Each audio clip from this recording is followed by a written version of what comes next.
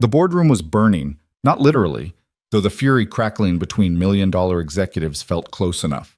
Atlas Freight Systems was hemorrhaging money at a rate that would bankrupt them in months, and nobody, not the Ivy League consultants, not the data analysts, not the VP of operations sweating through his Armani suit, could stop the bleeding.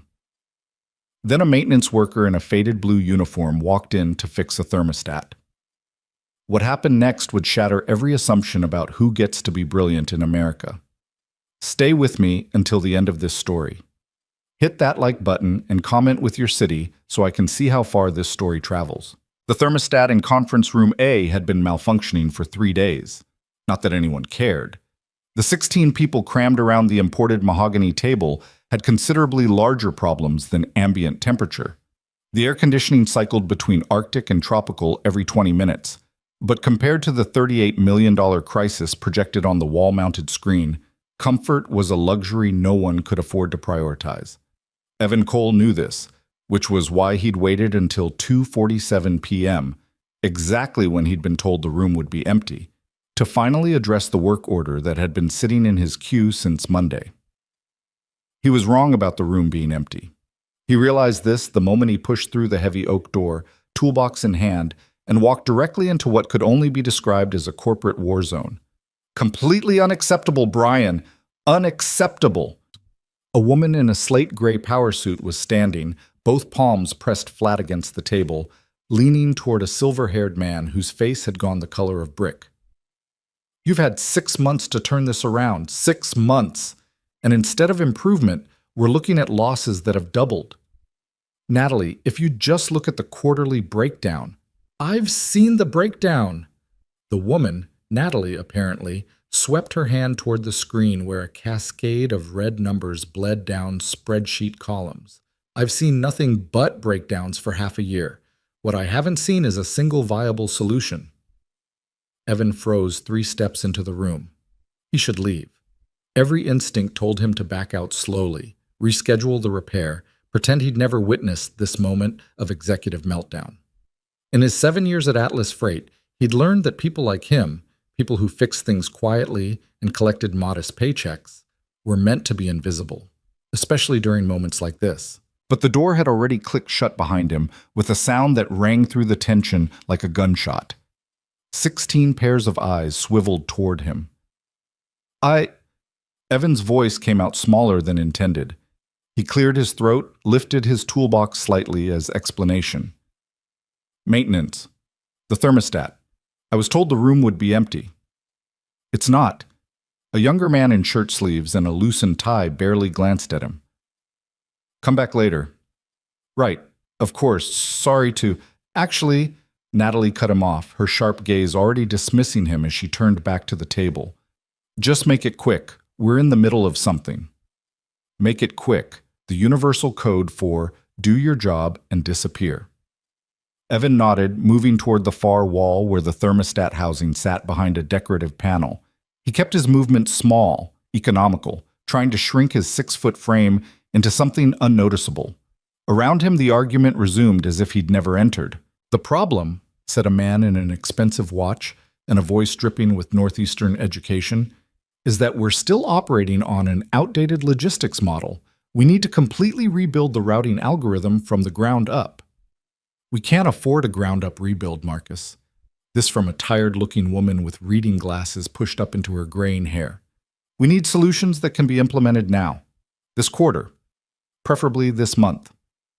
I've been saying for years we should have invested in AI-driven optimization. AI won't fix trucks that are running empty 70% of the time. That's a driver scheduling problem, not a technology. Evan unscrewed the thermostat panel and pulled it away from the wall. The voices became background noise, the kind he'd gotten used to filtering out during his years of repairing things in rooms where decisions got made. Important decisions. The kind that affected thousands of people's jobs, including his own. The kind where no one asked the guy holding the screwdriver what he thought. He examined the wiring. Someone had installed the wrong gauge wire during the renovation 2 years ago, which explained why the system couldn't regulate properly. A simple fix, sus 15 minutes, maybe 20. Behind him, the argument escalated. Look at this. Natalie had pulled up a new screen, a map covered in red and green lines that meant nothing to Evan from his position at the wall. This is Tuesday's delivery map. 12 trucks running routes from our metro distribution center. Can anyone explain to me why Truck 7 drove 40 miles north to make a delivery, then doubled back 50 miles south for the next stop, which was practically next door to its first pickup location? Silence. Anyone? Natalie's voice had gone dangerously quiet. Because I'm looking at route after route of this same pattern. Trucks zigzagging across the region like drunk drivers, burning fuel, wasting time, hemorrhaging money on empty miles. The algorithm optimizes for delivery windows, Marcus offered. Time-sensitive deliveries get priority in the sequence. Then your algorithm is garbage. Our algorithm, Marcus corrected, his voice cooling, is based on industry-standard protocols developed by, I don't care if it was developed by NASA, it's costing us millions. Evan stripped the bad wire, his hands moving on autopilot while his brain snagged on something Natalie had said. Trucks zigzagging, empty miles. He knew those trucks. Not personally, he wasn't in logistics, but he'd spent enough time in the basement maintenance office, which shared a wall with dispatch, to overhear the drivers complaining during shift changes. Another day, another 100 empty miles. Systems got me driving past 3 stops to hit one on the other side of the county. Don't make sense, but what do I know? I just drive the truck. Evan cut a fresh piece of wire to length. The argument at the table had splintered into 3 separate conversations, voices overlapping in competing technical jargon. Someone mentioned payload distribution. Someone else countered with fuel efficiency metrics. A third voice brought up labor contracts and overtime costs. Evan connected the new wire, tested the connection. Solid. He was reaching for his voltage meter when his eyes caught the screen again. Natalie had zoomed in on one particular route, highlighting it in yellow. The path looked like a child's scribble. A truck leaving the distribution center, driving northeast, then southwest, then east, then back northwest, then south again, each stop requiring the vehicle to pass within miles of previous or upcoming destinations. The problem isn't the delivery windows, someone was saying. It's that we're optimizing each route independently instead of looking at the whole network. We've tried network optimization. The software can't handle the variables. Then we need better software. Better software costs money we don't have. Evan stared at the screen. It wasn't software. It was simpler than that. It was, "You're building the routes backward," he said. He didn't mean to say it out loud. The thought had simply reached his mouth before his better judgment could stop it, the same way he sometimes muttered to himself while fixing complicated problems, a habit from working alone. Except he wasn't alone. The room didn't just go quiet. It went still. The kind of still that happens when the background noise of the universe suddenly cuts out, leaving nothing but the hum of the ventilation system and the electrical buzz of the fluorescent lights. 16 faces turned toward him again, but this time they actually saw him. Evan felt his stomach drop. Heat crawled up his neck. "I'm sorry, I shouldn't have. I'll just finish up here and... What did you say?" Natalie's voice wasn't angry. It was something else. Curious, maybe. Alert. "Nothing. I apologize. It's not my... You said we're building the routes backward." She took 2 steps toward him. "What does that mean?" Every instinct screamed at Evan to apologize again, to deflect, to become invisible once more. He was a maintenance worker. These were executives, CFOs and operations chiefs and people whose annual salaries could probably buy his house 3 times over. What did he know about logistics? But Natalie was waiting. They were all waiting. And suddenly, Evan thought about Lily, his daughter, 9 years old, brilliant and fearless in the way he used to be before life taught him to be small. Just last week, she'd asked him why grown-ups always said, "I don't know," when they actually did know, but were afraid to be wrong. "You should always say what you know, Daddy," she'd told him, her gap-toothed smile bright with certainty. "Even if people don't listen, because maybe one time they will." Evan set down his voltage meter. "You're building from the delivery backward to the depot," he said slowly, his voice steadier now. "But you should be building from the depot forward to the delivery." Marcus frowned. "That's the same thing." "It's not." Evan moved closer to the screen, still holding his wire strippers like a talisman. You're starting with the delivery window, the time the customer needs their package, and working backward to figure out when the truck needs to leave the depot. Right? That's standard procedure, the tired woman with glasses said carefully. Time-sensitive deliveries require, but you're doing it for every delivery, Evan interrupted, then immediately added, Sorry, I don't mean to interrupt, but look. He pointed at the screen with his wire strippers. Truck 7 has 12 stops. Only 2 of them are actually time-sensitive, but because your system builds each route backward from the delivery window, it's treating all 12 stops as equally urgent, so it's sequencing them based on deadline instead of location. Silence. That's why the truck zigzags, Evan continued, his engineering student brain, dormant for so many years, waking up like a muscle remembering how to move. It's hitting the 9 a.m. delivery in the north, then racing to the 10 a.m. delivery in the south, then back up for the 11 a.m. in the east. But if you built the route forward from the depot based on geographic clusters and only factored in delivery windows for the genuinely time-sensitive stops, you could sequence the route by location, Natalie finished, her eyes locked on the screen. Hit all the north stops together, all the south stops together. And build in buffer time for the time-sensitive deliveries without sacrificing the whole route's efficiency, Evan added. The truck still makes all 12 stops, still hits the critical windows, but instead of driving 160 miles zigzagging across the county, it drives maybe 80? 90? The silence that followed wasn't empty. It was full of calculations, realizations, the sound of expensive minds processing a truth so simple it had been invisible. That's, Marcus started, then stopped.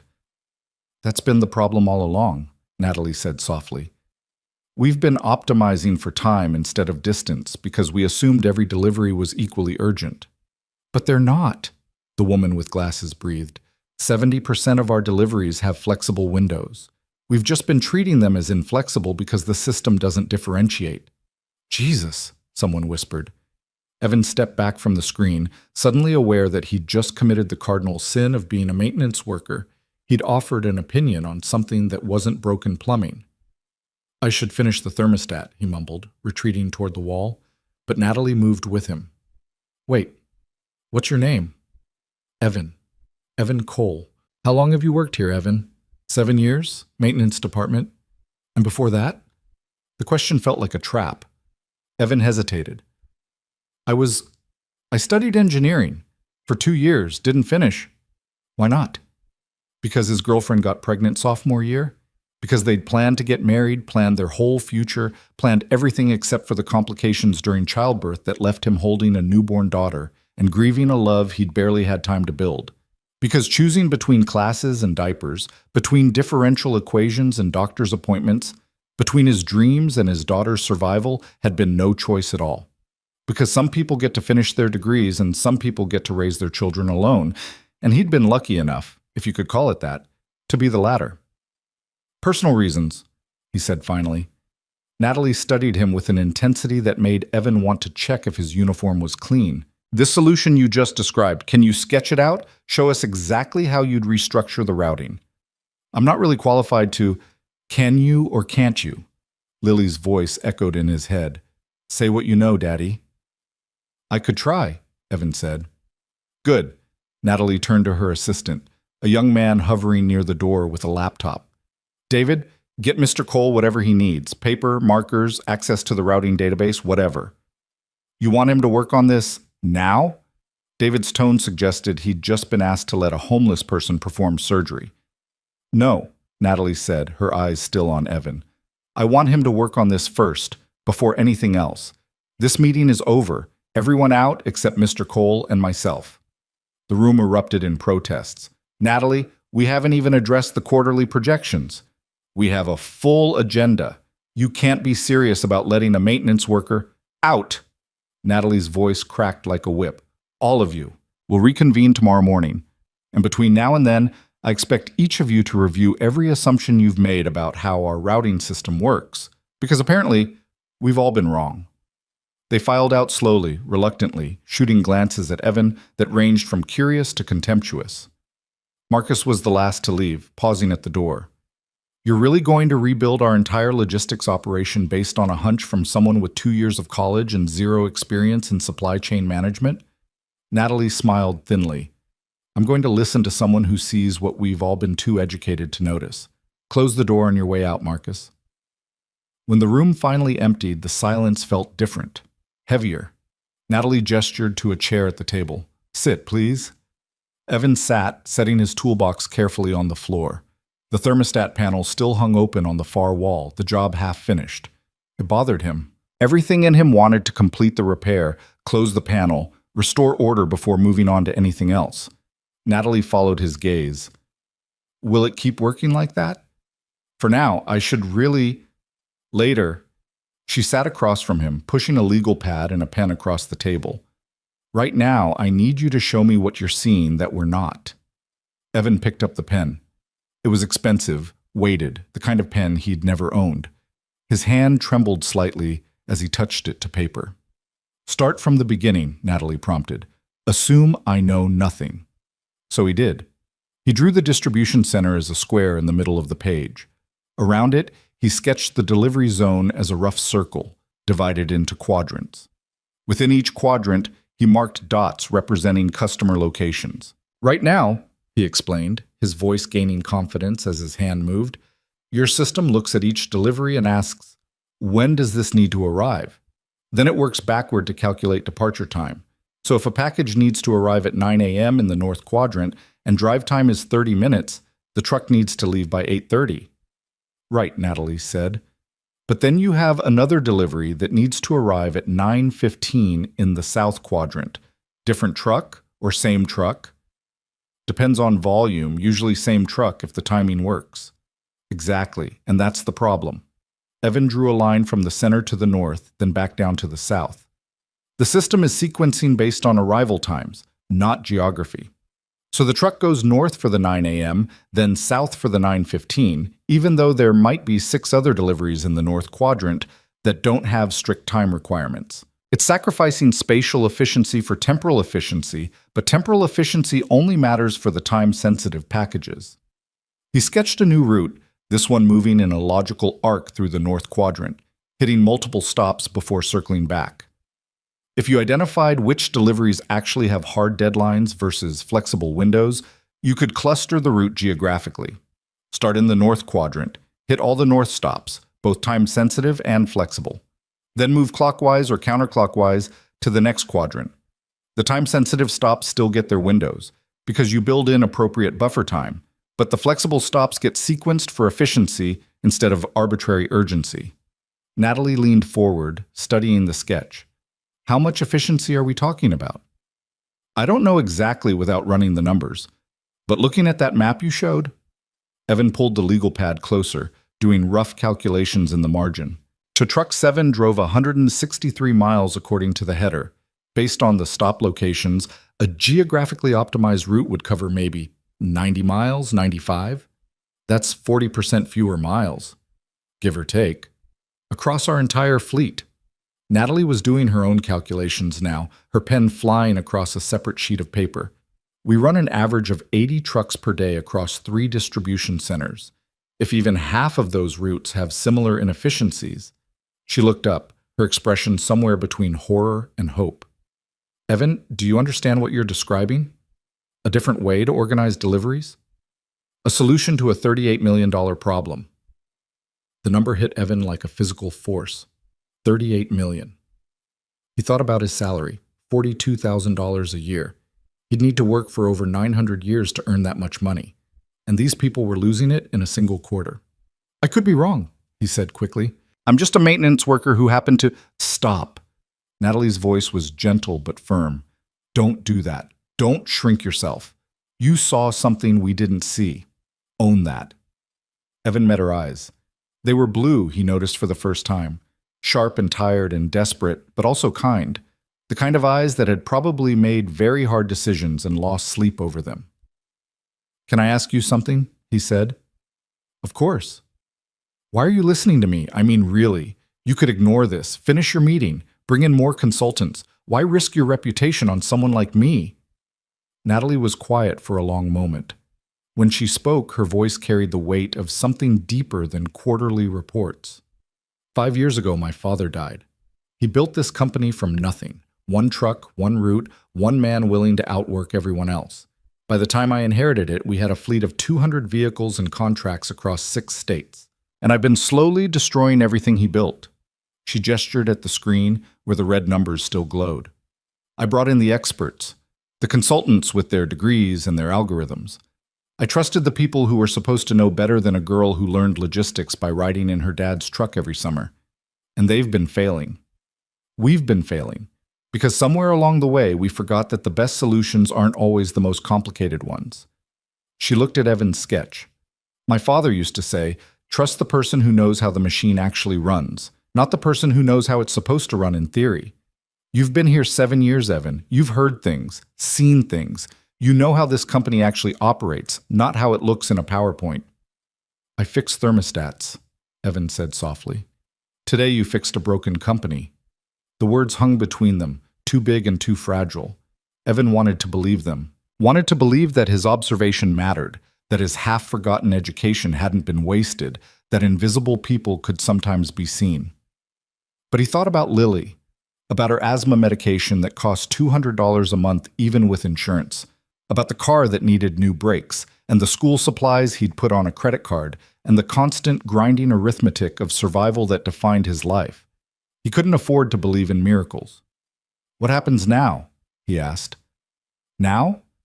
Natalie stood, gathering papers. Now I need you to build this out properly. Not a sketch, a real plan. Route sequences, mile calculations, time projections, enough detail that we can test it.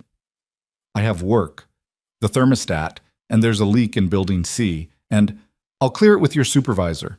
As of this moment, you're temporarily reassigned to special projects, full pay, but your only job is this. She tapped the sketch. Can you do it? Evan thought about saying no, about returning to the safe invisibility of his normal work, where the stakes were low and the expectations lower. Then he thought about Lily explaining her science project to him last night, string and thumbtacks mapping the most efficient route from their apartment to the grocery store to her school to the park. The shortest distance isn't always the fastest, Daddy, she'd said, her small fingers tracing the string. Sometimes you have to go around to get there better. I can do it, Evan said, but I'll need access to your full routing database, historical data, delivery windows, current algorithms, all of it. Done. I'll have David set you up in one of the conference rooms with a computer and database access. How long do you need? Evan considered. 2 days to map it out properly, maybe 3 if the data's messy. You have until Friday. That's 4 days. Natalie extended her hand. Thank you, Evan, for speaking up. Most people wouldn't have. Her grip was firm, businesslike, but there was something else in it. Respect, maybe. Or just desperate hope from a woman who'd run out of other options. Evan shook her hand, then gathered his toolbox. The thermostat, he started. Will still be broken tomorrow, Natalie finished, and it'll still be here when you're done saving my company. As Evan walked toward the door, his mind already racing through calculations and route possibilities, Natalie called after him. Evan? One more thing. He turned. What made you speak up? Really? You've been here 7 years, heard probably hundreds of meetings through walls and vents. Why today?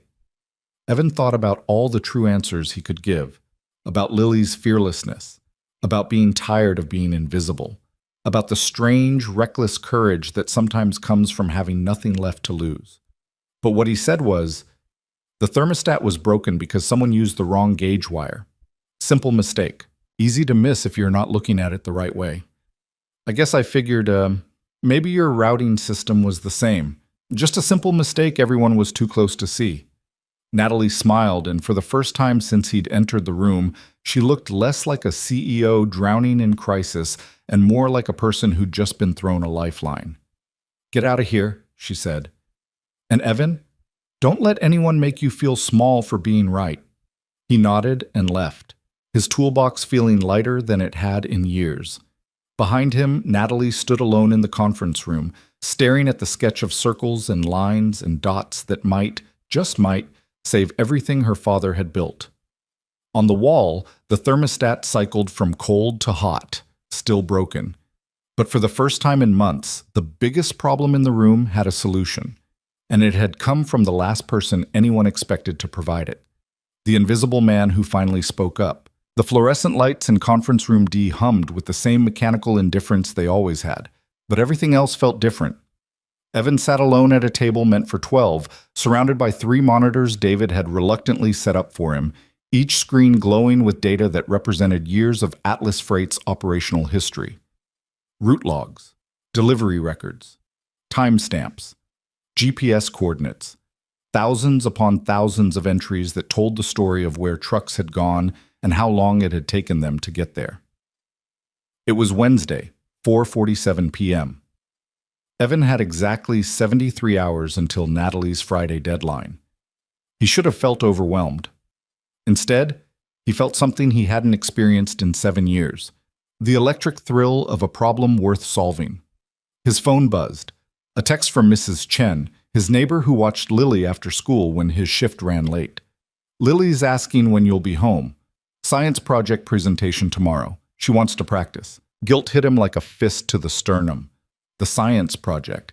He'd promised to help her rehearse tonight, had promised they'd order pizza and make an evening of it. But now he was staring at routing algorithms and delivery matrices, committed to a deadline that didn't care about 4th grade presentations. He typed back. Traffic. Be home by 6:30. Pizza's on me. Extra cheese. The lie tasted bitter, even through text message. Another buzz. This time from Mrs. Chen. She made you something. Very excited to show you. Evan closed his eyes. Lily had been working on that project for 2 weeks, mapping efficient routes through their neighborhood using string, thumbtacks, and a corkboard she'd found at a garage sale.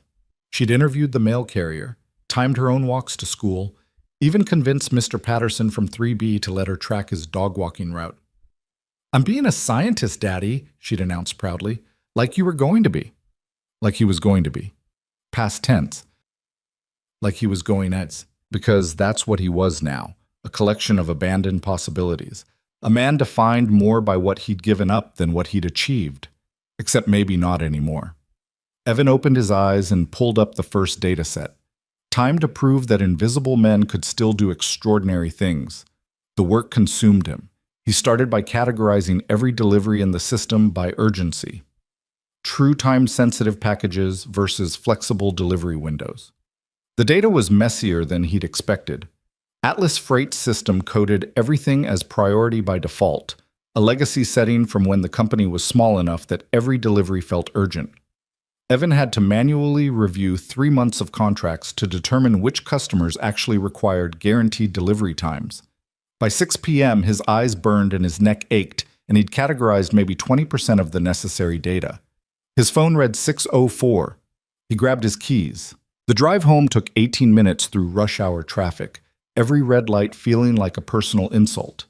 Evan gripped the steering wheel and tried not to calculate how much work he could have finished in 18 minutes.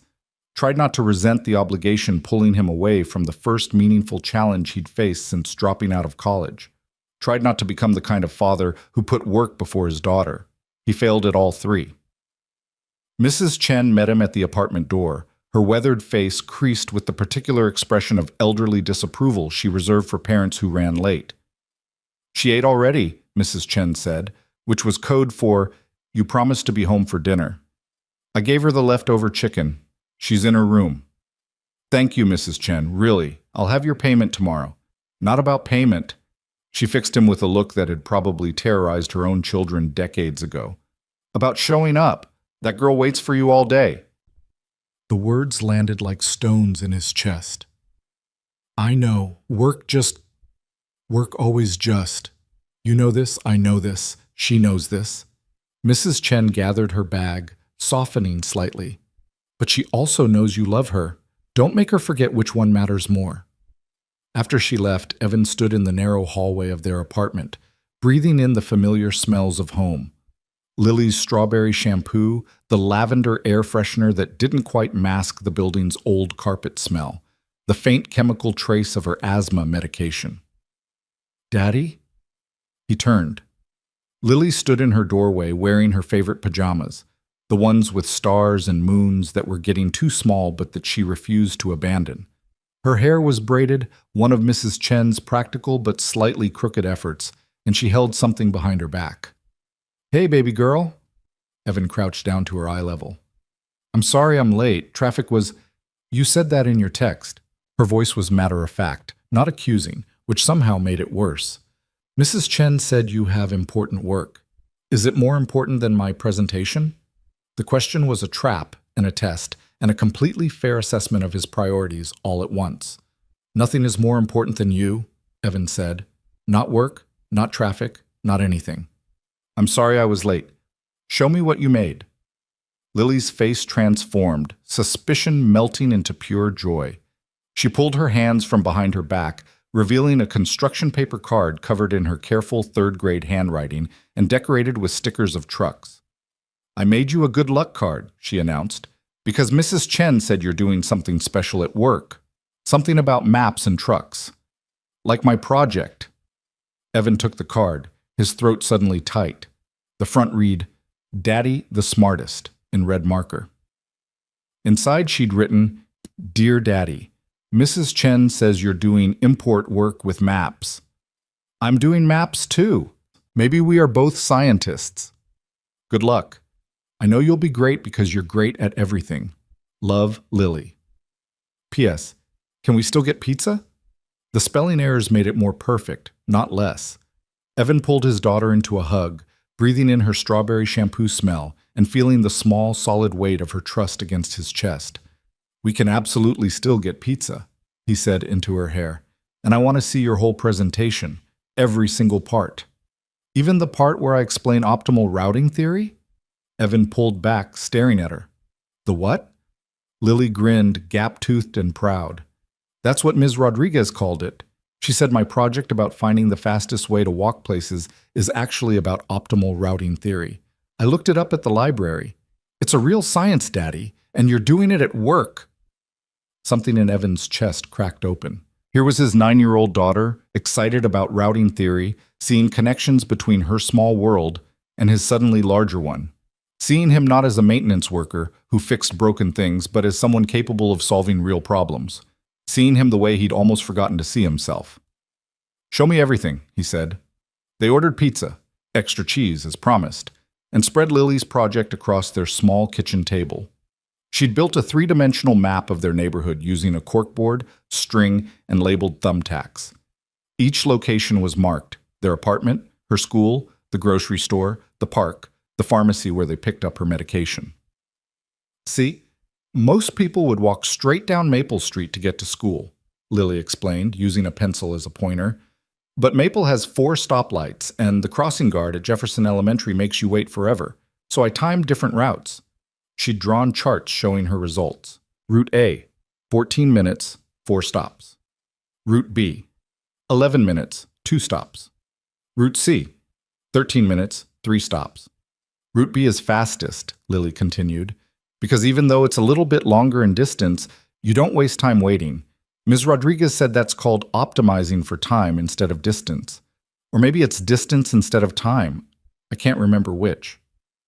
"Both," Evan said quietly, studying her work. "You're balancing both variables to find the most efficient solution." "Exactly," Lily bounced in her chair. "And then I thought, what if the mail truck used my route? Or what if we used it when we go to pick up my medicine? We could save time every single day." Evan looked at his daughter's proud face, at her careful charts and her string and thumbtack map, and felt the full weight of genetic irony. He'd given up engineering to raise her, and she'd inherited his analytical mind anyway, was asking the same questions he'd been asking in conference room D, just at a 9-year-old scale. "This is incredible, Lily. You're going to do great tomorrow. Will you be there?" The question came out smaller, more vulnerable. "For the presentation, it's at 10 o'clock. Evan's mind raced. He had the database access, had just started categorizing deliveries, had 71 hours left on an impossible deadline. Missing 4 hours would set him back significantly. But Mrs. Chen's words echoed, "Don't make her forget which one matters more." "Front row," he promised. "I'll be in the front row." Lily hugged him so hard his ribs creaked, and Evan tried not to think about the work waiting for him, the screens full of data, the solution that might save $38 million and maybe, just maybe, prove that he was more than the sum of his abandoned dreams. They ate pizza and practiced her presentation 3 times. By the third run-through, Lily had it memorized, her small voice growing confident as she explained variables and optimization and the difference between shortest distance and fastest time. After she fell asleep, hugging her good luck card and wearing a smile that made Evan's heart ache, he stood in her doorway and watched her breathe. In, out, the rhythm steady and clear, her lungs behaving for once, her inhaler sitting unused on the nightstand. Small miracles. The kind that could disappear without warning, the way her mother had disappeared, leaving him holding a newborn and a grief too large to process. Evan pulled her door almost closed and returned to the kitchen table. He opened his laptop, a 6-year-old machine that took 2 minutes to boot up, and pulled up the routing files he'd transferred to his personal drive. It was 9:43 p.m. He had work to do. He worked until 2:17 a.m., categorizing delivery data, building spreadsheets, mapping geographical clusters. His eyes burned and his coffee went cold 3 times, but the solution was starting to take shape. He could see it forming in the data, the way a sculptor sees the statue hidden in marble. Thursday morning arrived too quickly. Evan woke to his alarm at 6 a.m. after 3.5 hours of sleep, made Lily's lunch, braided her hair with hands that fumbled more than usual, and got them both out the door by 7:30. "You look tired, Daddy," Lily observed in the car. "I'm fine, baby girl, just excited about your presentation." "And your map project?" "That too." She studied him with the particular intensity of children who notice everything. "Mrs. Chen says sometimes grown-ups work too much and forget to sleep." "You should sleep, Daddy. Your brain works better when you sleep." "When did you get so wise?" "I've always been wise. You just didn't notice because you were fixing toilets." Evan laughed despite his exhaustion. "Thermostats, actually." "Whatever. You're fixing important things now." He dropped her at school with promises to return for the presentation, then drove back to Atlas Freight with his eyes gritty and his mind already running calculations. The parking lot was emptier than usual, just past 8 a.m., early enough that only the dedicated or desperate had arrived. Evan fell somewhere between both categories. Conference Room D welcomed him back with its humming fluorescent lights and waiting monitors. He'd left everything open, data scattered across 3 screens like puzzle pieces waiting to be assembled.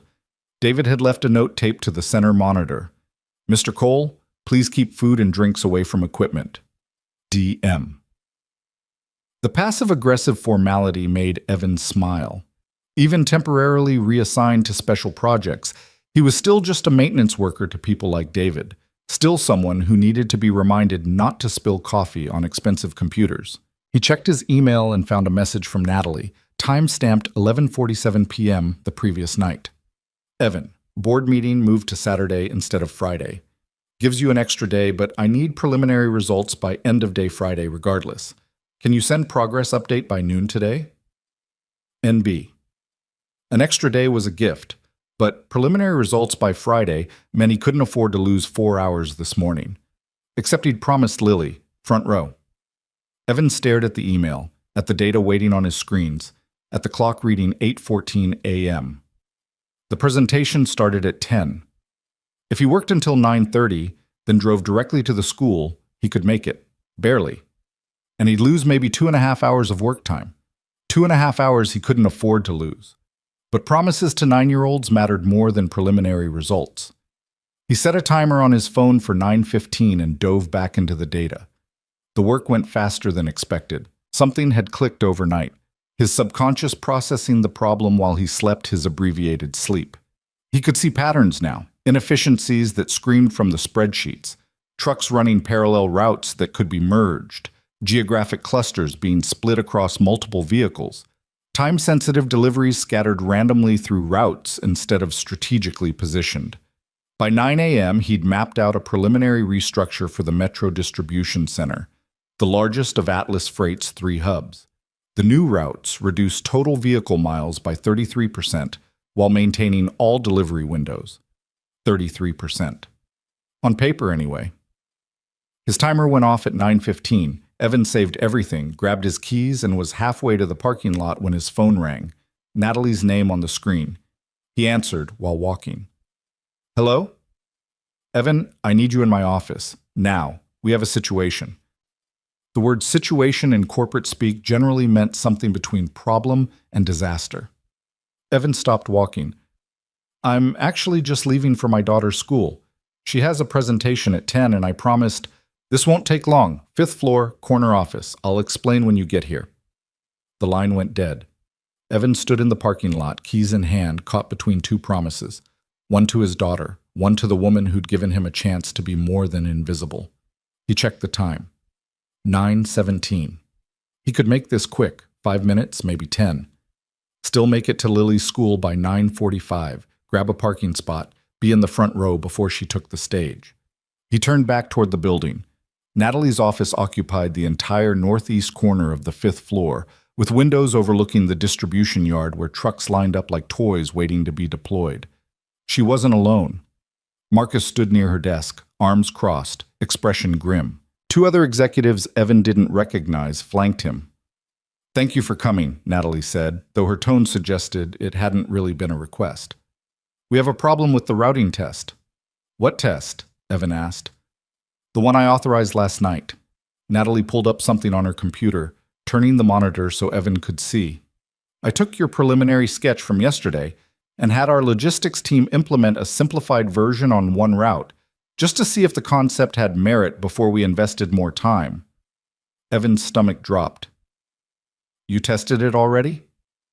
Last night's late deliveries. Truck 12, northbound route. Marcus spoke with the particular satisfaction of someone about to say, I told you so. Complete disaster. Driver got lost twice, missed a delivery window, and we've got a customer threatening to cancel their contract.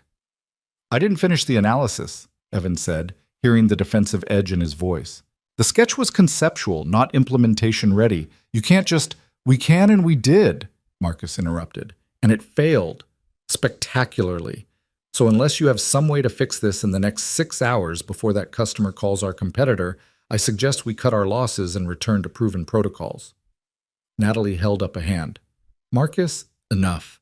Evan, can you look at what we implemented? Tell us what went wrong? I have to be somewhere at 10, Evan said. My daughter. This is important. So is she. The words came out harder than Evan intended, sharpened by exhaustion and the growing realization that he'd made a terrible mistake. He should have never spoken up in that meeting, should have fixed the thermostat and disappeared back into comfortable invisibility. Natalie's expression softened. I understand, but if we can't solve this, I'm going to have to pull the plug on the whole project. The board won't accept any more failed experiments. Just give me 10 minutes, please. Evan looked at his phone. 9:21. 10 minutes would make him late, but not catastrophically late. Lily's presentation was 3rd on the schedule. He could still make it. 10 minutes, he agreed. Marcus pulled up the route log. Evan scanned it quickly, his tired brain processing the data through a fog of fatigue and frustration. The problem was immediately obvious. They'd reorganized the geographic sequence but hadn't adjusted the buffer times between stops. The driver had followed the new route perfectly, but arrived at the time-sensitive delivery 7 minutes late because the schedule hadn't accounted for an unexpected traffic pattern. Here, Evan pointed at the screen, you optimized the path, but not the timing. The geographic clustering is right, but you needed to build in traffic probability windows based on time of day. This delivery, he tapped the screen, was scheduled for 5:47 p.m. That's peak rush hour on the northern route. You needed at least a 15-minute buffer before it, not the standard 8. How were we supposed to know that, Marcus demanded. By looking at historical traffic data for that route corridor. It's in the GPS logs. Every truck records travel time versus distance. You can extrapolate traffic patterns from... Evan stopped, seeing their blank expressions. You didn't cross-reference the GPS data. We used your map, Natalie said. My sketch. My incomplete, preliminary, not ready for implementation sketch. Evan felt anger rising, hot and unfamiliar. I told you I needed time to work this out properly. You can't just take a concept and throw it at real customers without doing the analysis. We needed to know if it would work, Marcus said. And now we know it doesn't, one of the other executives added. It does work. Evan's voice came out louder than professional, echoing in the corner office. The route was 32% more efficient by distance. The concept is sound, you just implemented it wrong. Silence fell, heavy and awkward. Evan realized he'd just shouted at senior executives while wearing a maintenance uniform that still had yesterday's coffee stain on the collar. Natalie broke the silence carefully. Can you fix it? The implementation, I mean? Make it work properly? Yes, but not in 10 minutes. Evan checked his phone. 9:34. I have to go. My daughter's presentation starts in 26 minutes, and I promised I'd be there. What if we sent someone to record it? Natalie offered. David could go with his phone, video the whole thing. You could watch it later. No. The word came out flat, final. I'm not missing this. Evan, if we can't prove this works, then you'll go back to losing $38 million the old-fashioned way, Evan finished, and I'll go back to fixing thermostats. But right now, I'm going to keep a promise to my daughter. He turned toward the door. Wait. Natalie's voice stopped him. You're right. I'm sorry. I shouldn't have tested it without your input, and I definitely shouldn't have asked you to choose between work and your child. Go. Be with your daughter. We'll figure this out later. Evan nodded, not trusting himself to speak, and left. He made it to his car by 9:38, pulled out of the parking lot by 9:40, and hit traffic at 9:44. A fender bender on Jefferson Avenue had backed up both lanes, cars crawling forward at the pace of continental drift. Evan watched the clock tick forward. 9:51, 9:54, 9:58. The presentation started at 10. He called Mrs. Chen. I'm stuck in traffic, he said when she answered. Are you anywhere near Lincoln Elementary? Other side of town, Evan. What's wrong? Lily's presentation. I promised I'd be there. Front row. Mrs. Chen was quiet for a moment. How stuck is stuck? 10, maybe 15 minutes. If the traffic cleared. If the universe showed mercy. If. That girl's been talking about you being there all week. I know. Another pause. Then, do what you can, Evan. She'll understand if you're late. She won't understand if you don't try. The line went dead. Evan gripped the steering wheel and stared at the unmoving traffic, at the clock reading 10:03, at his own reflection in the rearview mirror, a tired man in a wrinkled uniform who'd somehow managed to fail at both work and fatherhood in the span of 24 hours. The traffic finally cleared at 10:11.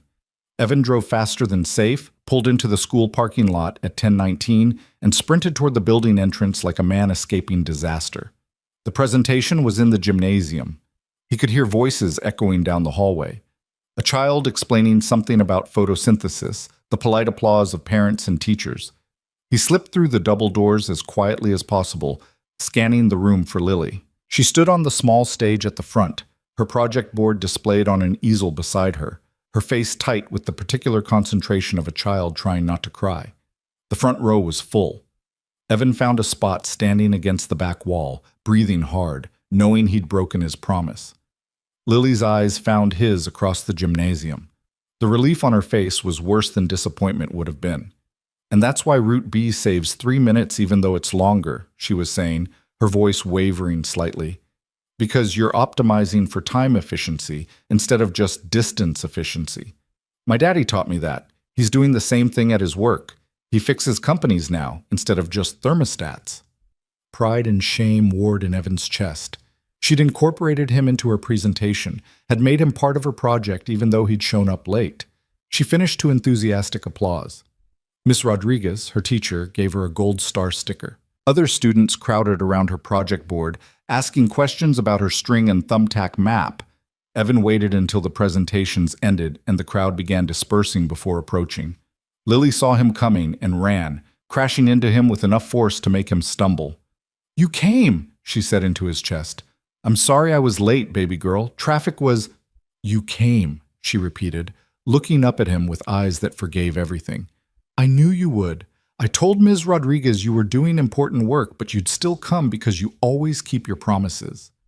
The words cut deeper than accusation would have, because he hadn't kept his promise. Not really. He'd been late, had missed her introduction, had prioritized work over her until the absolute last possible moment. "How was my presentation?" Lily asked. "Did you like the part where I talked about you?"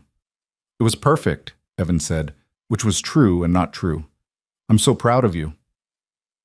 Miss Rodriguez approached, smiling. "Mr. Cole, Lily's project was exceptional.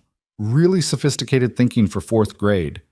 She mentioned you're working on something similar at your company?" "Something like that." "Well, she clearly inherited your analytical mind. Have you considered encouraging her towards STEM programs? We have a summer engineering camp for elementary students." "We'll think about it," Evan said, knowing they couldn't afford summer camps, couldn't afford anything beyond the basics and Lily's medication. After collecting her project board and saying goodbye to friends, Lily slipped her hand into Evan's as they walked to the car. "Daddy," she said quietly, "were you late because of your map project?"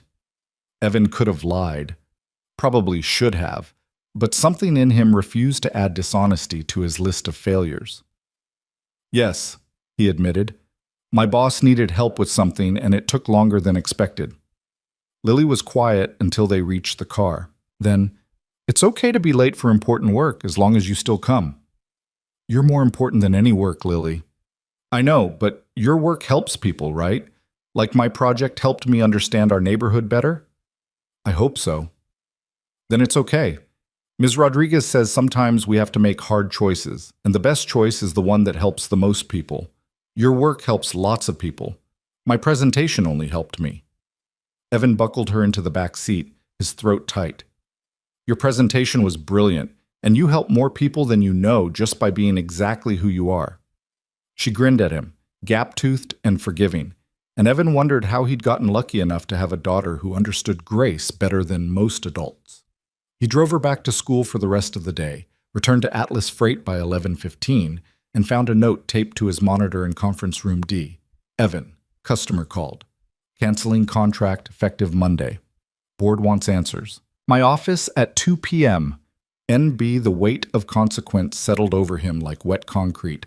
One failed test, one late delivery, one customer lost. And somehow it was his fault for having an idea in the first place.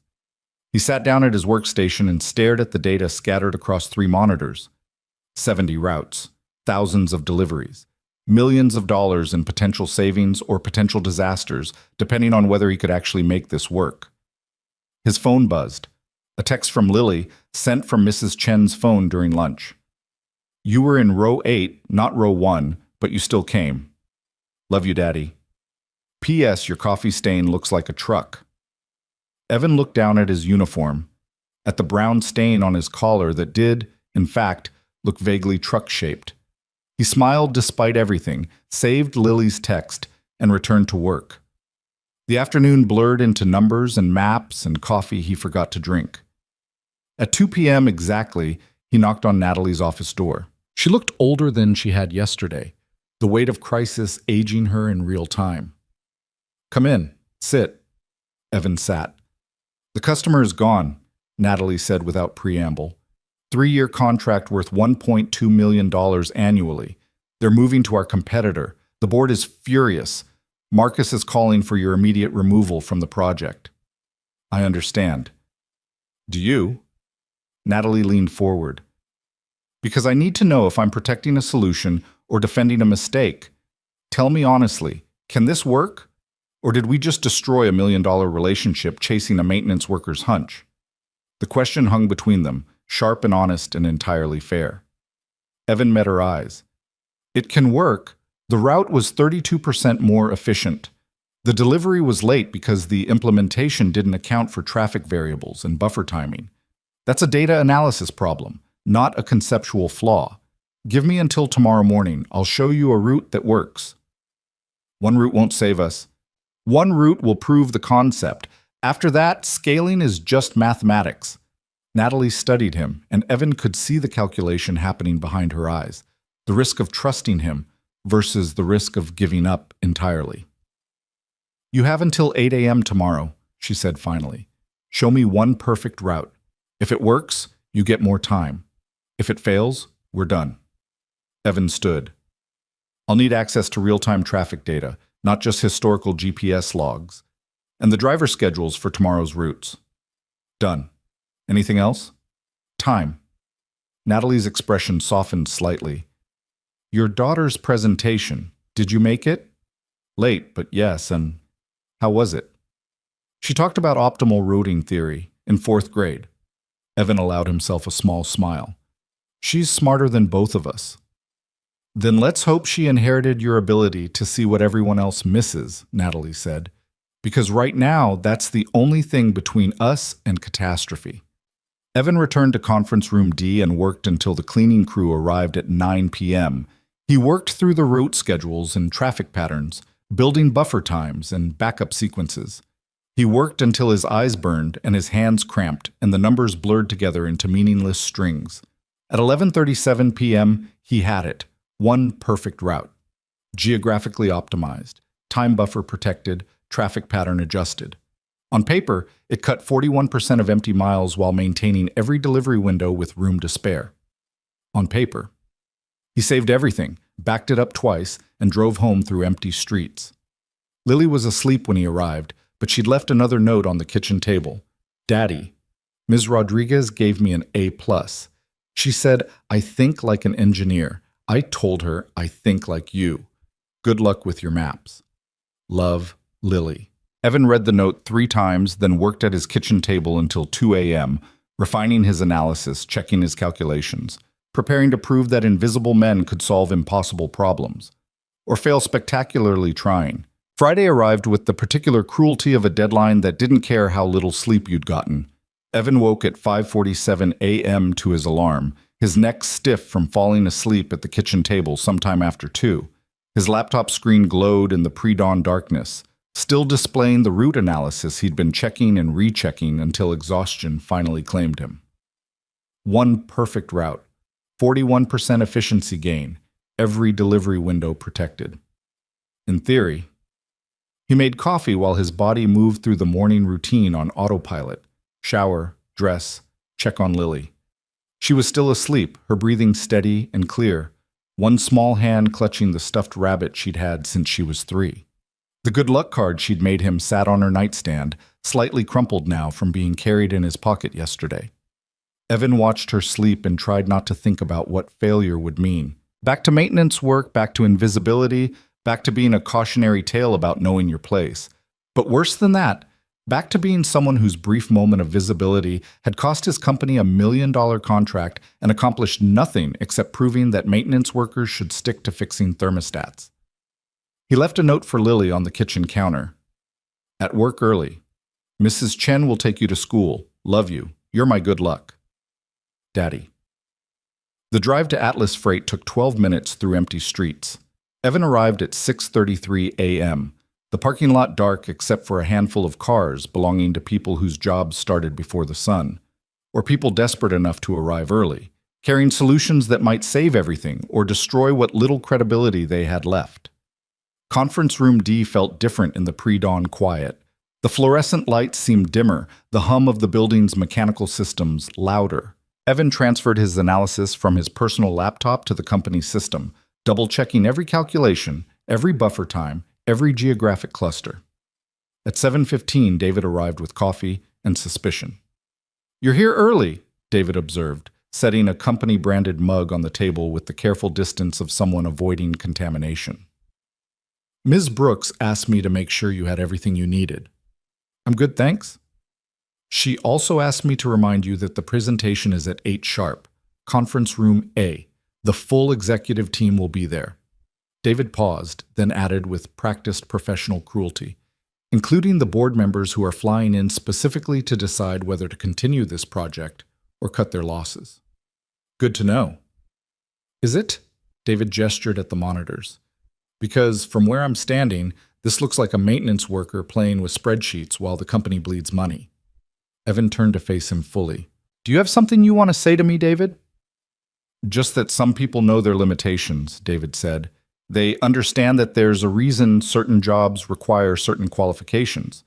They don't confuse getting lucky once with actually being qualified. Lucky. Evan let the word hang there. You think I was lucky to notice something that an entire room of qualified people missed? I think you got noticed because Ms. Brooks is desperate, and desperate people make bad decisions. David picked up his empty coffee cup. He hadn't actually brought Evan any coffee, just carried his own mug as a prop. Good luck with your presentation. You'll need it. After David left, Evan sat in the humming silence and tried not to let doubt creep in. Tried not to wonder if David was right, if he'd mistaken desperation for opportunity, if he'd confused one moment of clarity with actual expertise. His phone buzzed. A text from Mrs. Chen. Lily's asking if you're nervous. I told her you're too smart to be nervous. Don't make me a liar. Despite everything, Evan smiled. He texted back. Tell her I'm borrowing her bravery for today. The response came immediately. She says you can keep it. She has extra. At 7:45, Evan gathered his laptop, his analysis, and what remained of his confidence and headed to conference room A. The room was already half full. Natalie stood near the screen, looking like she'd slept about as much as Evan had, which was to say barely at all. Marcus occupied his usual position of territorial dominance at the head of the table. Three people Evan didn't recognize, board members presumably, sat together on the far side, their expensive suits and impassive faces radiating judgment. Evan took a seat near the back, trying to make himself small out of habit before remembering that invisibility wouldn't help him today. He moved to a chair closer to the screen. Evan? Natalie acknowledged him with a nod that managed to convey both encouragement and warning. We're just waiting for, here they are. Two more executives entered, followed by a woman in her 60s wearing a steel gray suit and an expression that suggested she'd been disappointed by better people than everyone in this room. That's Margaret Hartley, someone whispered to Evan. Chair of the board. She's the one who has to approve any major operational changes. Margaret took her seat, glanced at Evan with the brief, dismissive assessment of someone evaluating furniture, and turned to Natalie. Let's begin. I have a flight at 11. Natalie pulled up the first slide, a summary of the routing crisis, the customer loss, the mounting costs, information everyone in the room already knew, but presented with the grim formality of a funeral service. As you're aware, Natalie began, we've been experiencing significant inefficiencies in our delivery network. These inefficiencies have cost us approximately $38 million in the past 2 quarters and resulted in the loss of the Meridian contract earlier this week. A contract worth $1.2 million annually, Margaret noted, lost during an experimental routing test that, if I'm reading the preliminary reports correctly, was implemented without proper vetting or board approval. That's correct, Natalie admitted. I take full responsibility for that decision. However, the test, while poorly executed, revealed something important about the underlying problem. It revealed that listening to unqualified personnel leads to disaster, Marcus interjected smoothly. With all due respect to Mr. Cole, who I'm sure is excellent at his actual job, logistics optimization requires specialized expertise and— Marcus, I'll hear from you in a moment, Margaret interrupted. Right now, I want to hear from the maintenance worker who supposedly has a solution to a problem our entire operations department couldn't solve. Every eye in the room turned to Evan. He stood slowly, laptop in hand, acutely aware that his uniform, while clean, marked him as definitively not one of them. Acutely aware that David's words echoed in his mind, that Lily's faith in him felt like weight instead of wings. Thank you for the opportunity, Evan began, his voice steadier than he felt. I know my background isn't traditional for this kind of work, but sometimes the best solutions come from people who see the problem differently. Spare us the inspirational narrative, Margaret said. Show us the solution. Evan connected his laptop to the display. His analysis filled the screen, maps and numbers and route sequences that represented 48 hours of work compressed into visual proof. The fundamental problem, Evan said, is that our current system optimizes routes backward. It starts with the delivery deadline and works backward to departure time. This makes sense for truly time-sensitive packages, but we're applying it to our entire network, even though 72% of our deliveries have flexible windows. He pulled up a map of the Metro Distribution Center's coverage area, overlaid with the previous week's delivery routes. Red lines zigzagged across the screen like spiderwebs drawn by someone having a seizure. This is Tuesday's route pattern. 12 trucks covering 217 deliveries. Total distance, 1,943 miles. But watch what happens when we reorganize based on geographic clustering instead of deadline sequencing. Evan triggered the animation he'd built at 1:30 that morning. The red routes dissolved, replaced by smooth blue arcs that flowed logically from the distribution center outward in concentric circles, each truck handling a defined geographic zone. Same deliveries, same day, same time windows for the critical packages. But total distance drops to 1,128 miles. That's a 42% reduction in empty miles. Impossible, Marcus said. We've run optimization models for years. If there was that much inefficiency, the algorithms would have caught it. The algorithms optimize for what they're told to optimize for, Evan countered. They're maximizing on-time delivery percentage, and they're extremely good at that. You maintain a 96% on-time rate, but they're sacrificing distance efficiency to achieve temporal efficiency, even when temporal efficiency doesn't matter for most deliveries. He pulled up another screen, this one showing delivery categorization. I analyzed 3 months of contract data. Out of approximately 62,000 deliveries, only 17,000 had guaranteed time windows. The rest had same-day delivery requirements, but no specific time commitment. Your system treats them all as urgent. Because customers expect promptness, one of the board members said, even without guaranteed windows. They expect reliability, Evan corrected gently. There's a difference. If a customer is told their package arrives Tuesday, they don't care if it's 9 a.m. or 4 p.m., as long as it's Tuesday and it's consistent. But your current system burns hundreds of miles and thousands of dollars in fuel, treating a flexible Tuesday delivery the same as a guaranteed 9 a.m. arrival. He could see the calculations happening behind their eyes, the mental arithmetic of miles and fuel costs and driver hours. The test that failed on Wednesday, Evan continued, pulling up that specific route, failed because the implementation was incomplete. The geographic optimization was correct, but the buffer timing wasn't adjusted for traffic patterns, and the driver wasn't given proper sequencing instructions. I've corrected both issues. He displayed his perfect route, the one he'd built and rebuilt and stress-tested until 3 in the morning. A northbound route covering 18 stops, clustered by geography, time-buffered for traffic, with the 2 genuinely time-sensitive deliveries positioned strategically within the sequence. This is tomorrow's scheduled run for Truck 7.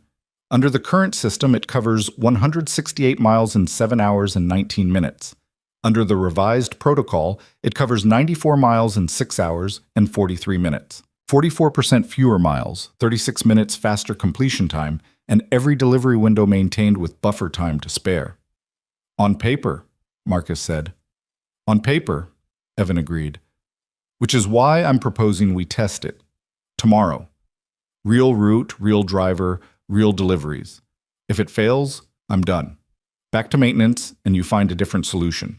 But if it works, Margaret interrupted, you've potentially identified a solution to a very expensive problem.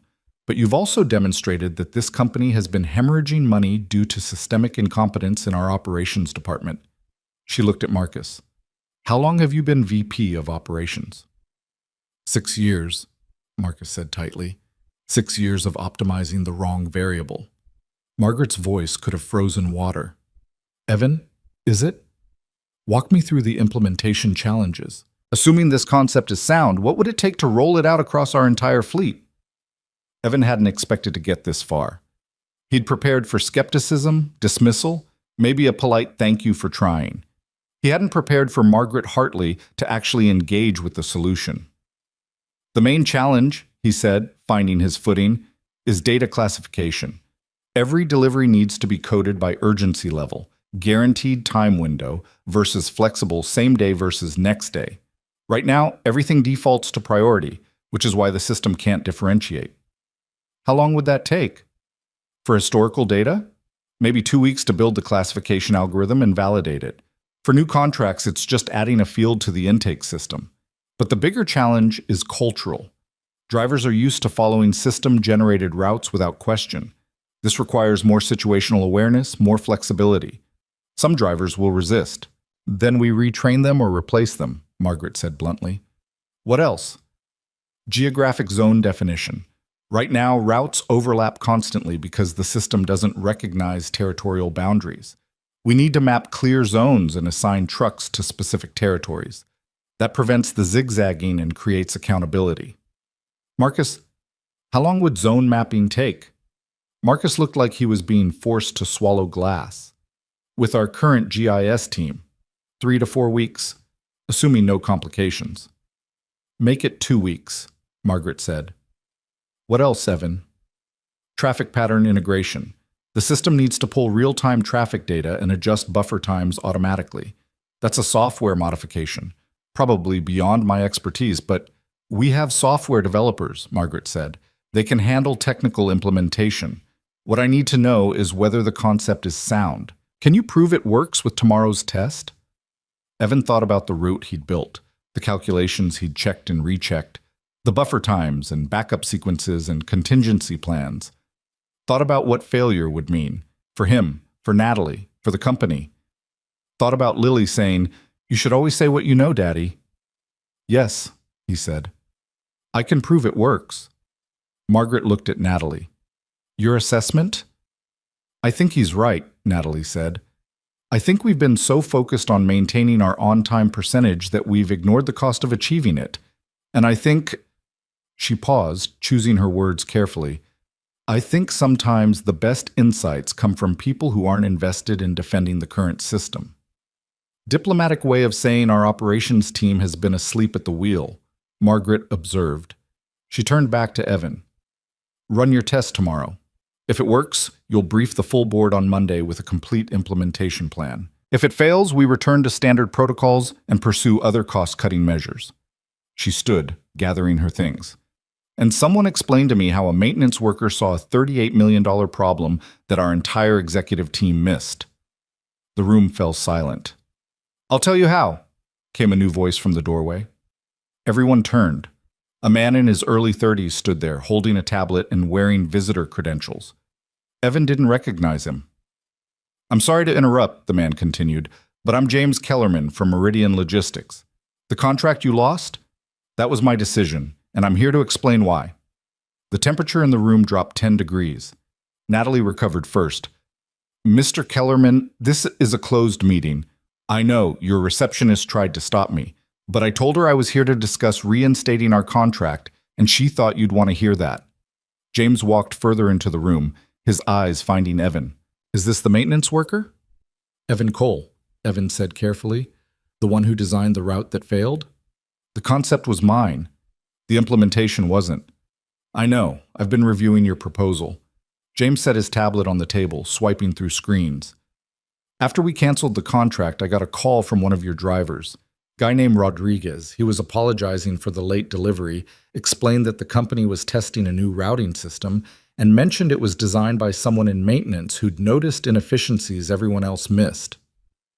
James pulled up a document. Evan's original analysis, the napkin sketch he'd drawn during that first meeting, somehow photographed and circulated. "Rodriguez sent me this. Said he'd overheard some executives talking about it in the break room. Said he'd been complaining about inefficient routes for years, but nobody listened because he was just a driver." James looked directly at Marcus. "Sound familiar?" Marcus said nothing. "I run a logistics company too," James continued. "Smaller than Atlas Freight, but we compete in the same markets. And I've been watching your performance decline for 2 years, wondering when you'd figure out what was wrong. This," he tapped the tablet, "this is what was wrong. You've been so busy chasing delivery times that you forgot to optimize for actual efficiency." "Why are you here?" Margaret asked. "Because I don't want to work with a company that ignores good ideas based on who suggests them. But I do want to work with a company that's smart enough to listen when someone sees what everyone else missed." James turned to Evan. "Run your test tomorrow. If it works the way your analysis suggests, I'll reinstate our contract. 3 years, $1.2 million annually, and I'll introduce you to 4 other regional carriers who'd be interested in similar partnerships." The room processed this in stunned silence. "You're basing $1 million decision on a routing test?" Marcus said incredulously. "I'm basing it on pattern recognition," James corrected. "Your maintenance worker sees patterns. Your operations team sees protocols. Right now, I need people who see patterns." He nodded to Natalie. Run your test. I'll be in touch. After James left, the silence stretched long and fragile. Margaret was the first to speak. Well, that was unexpected. She looked at Evan with something that might have been respect. It seems you have higher stakes than we realized. Don't screw this up. I'll do my best. Your best better be exceptional. This meeting is adjourned. Margaret paused at the door. Natalie, a word. The room emptied slowly, executives filing out with expressions ranging from intrigued to resentful. Marcus was the last to leave, stopping next to Evan on his way out. You have no idea what you've started, Marcus said quietly. You think this is about routing efficiency? This is about hierarchy, about who gets to make decisions, about whether a maintenance worker's opinion matters as much as someone who spent 6 years climbing to VP. It shouldn't be about any of that, Evan said. It should be about solving problems. That's because you're naive. Marcus leaned closer. When your test fails tomorrow, and it will fail because the real world is messier than your spreadsheets, you'll understand that there's a reason we have hierarchies. There's a reason we require qualifications, because ideas without experience are just expensive mistakes waiting to happen. An experience without fresh perspective is just expensive mistakes that nobody notices, Evan countered. Marcus's expression hardened. Enjoy your moment. It won't last. After he left, Evan sat alone in conference room A, staring at his analysis still displayed on the screen. His hands were shaking slightly, adrenaline and exhaustion and the weight of impossible expectations converging. His phone buzzed. Lily, texting from Mrs. Chen's phone during her lunch period, Mrs. Chen says you have a big presentation. Did it go good? I'm thinking about you. Evan smiled despite the pressure crushing his chest. It went okay. Now comes the hard part. You'll do great. Your brain is too good to fail. Love you. The confidence of a 9-year-old who still believed her father could do anything felt like both gift and burden. Natalie returned 20 minutes later, looking exhausted and oddly energized. Margaret wants a full implementation plan by Monday, she said, which means we need tomorrow's test to work perfectly. Can you do that? I think so, but I'll need the driver to understand the route logic, not just follow GPS instructions blindly. Who's scheduled for truck 7 tomorrow? Let me check. Natalie pulled out her phone, scrolling through schedules. Rodriguez, same driver who called Meridian. Evan felt something settle in his chest. That's good. He's been complaining about inefficient routes for years. He'll understand what we're trying to do. You know him? I've fixed the plumbing in the driver's lounge about 40 times. You hear things. Natalie laughed, the sound surprising and genuine. The maintenance worker who hears things. That's how this started, isn't it? You weren't supposed to be in that meeting. You were just fixing a thermostat. Still haven't finished that job, actually. The panel's still open. When this is over, if this works, I want you to leave it open, as a reminder that sometimes the most important solutions come from the most unexpected places. Natalie gathered her things. Go home, Evan. Get some actual sleep. Tomorrow we find out if you're a genius or if we've all been chasing a maintenance worker's fantasy. What do you think I am? She considered the question seriously. I think you're someone who sees what's actually there instead of what we've been trained to see. Whether that makes you a genius or just observant, I guess we'll find out tomorrow. Evan drove home through afternoon traffic, his mind running and rerunning tomorrow's test, checking for flaws, preparing for failure. He picked up Lily from Mrs. Chen's apartment at 4:30. How was your big presentation? She asked immediately. Complicated, but okay, I think. Did they like your maps? Some of them think I don't know what I'm doing. Lily frowned, processing this. But you do know what you're doing. You fixed their whole company. I haven't fixed it yet, baby girl. I have to prove it works first. How do you prove it? Tomorrow, one of the delivery trucks is going to follow my new route. If it works better than the old way, then everyone will know I was right. And if it doesn't work? The question Evan had been avoiding all day. Then I go back to fixing thermostats. Lily thought about this during the elevator ride to their apartment. When they got inside, she dropped her backpack and pulled out her science project, the string and thumbtack map that had earned her an A+. Want to know a secret? She said, spreading the project on their kitchen table. My first map didn't work. I thought the fastest route was straight down Maple Street, but when I actually timed it, it was slower because of all the stoplights. So I tried again and again. And the third map was the best one. What's your point? That sometimes things don't work the first time. That doesn't mean they won't work ever. It just means you keep trying until you get it right. She looked up at him with absolute faith.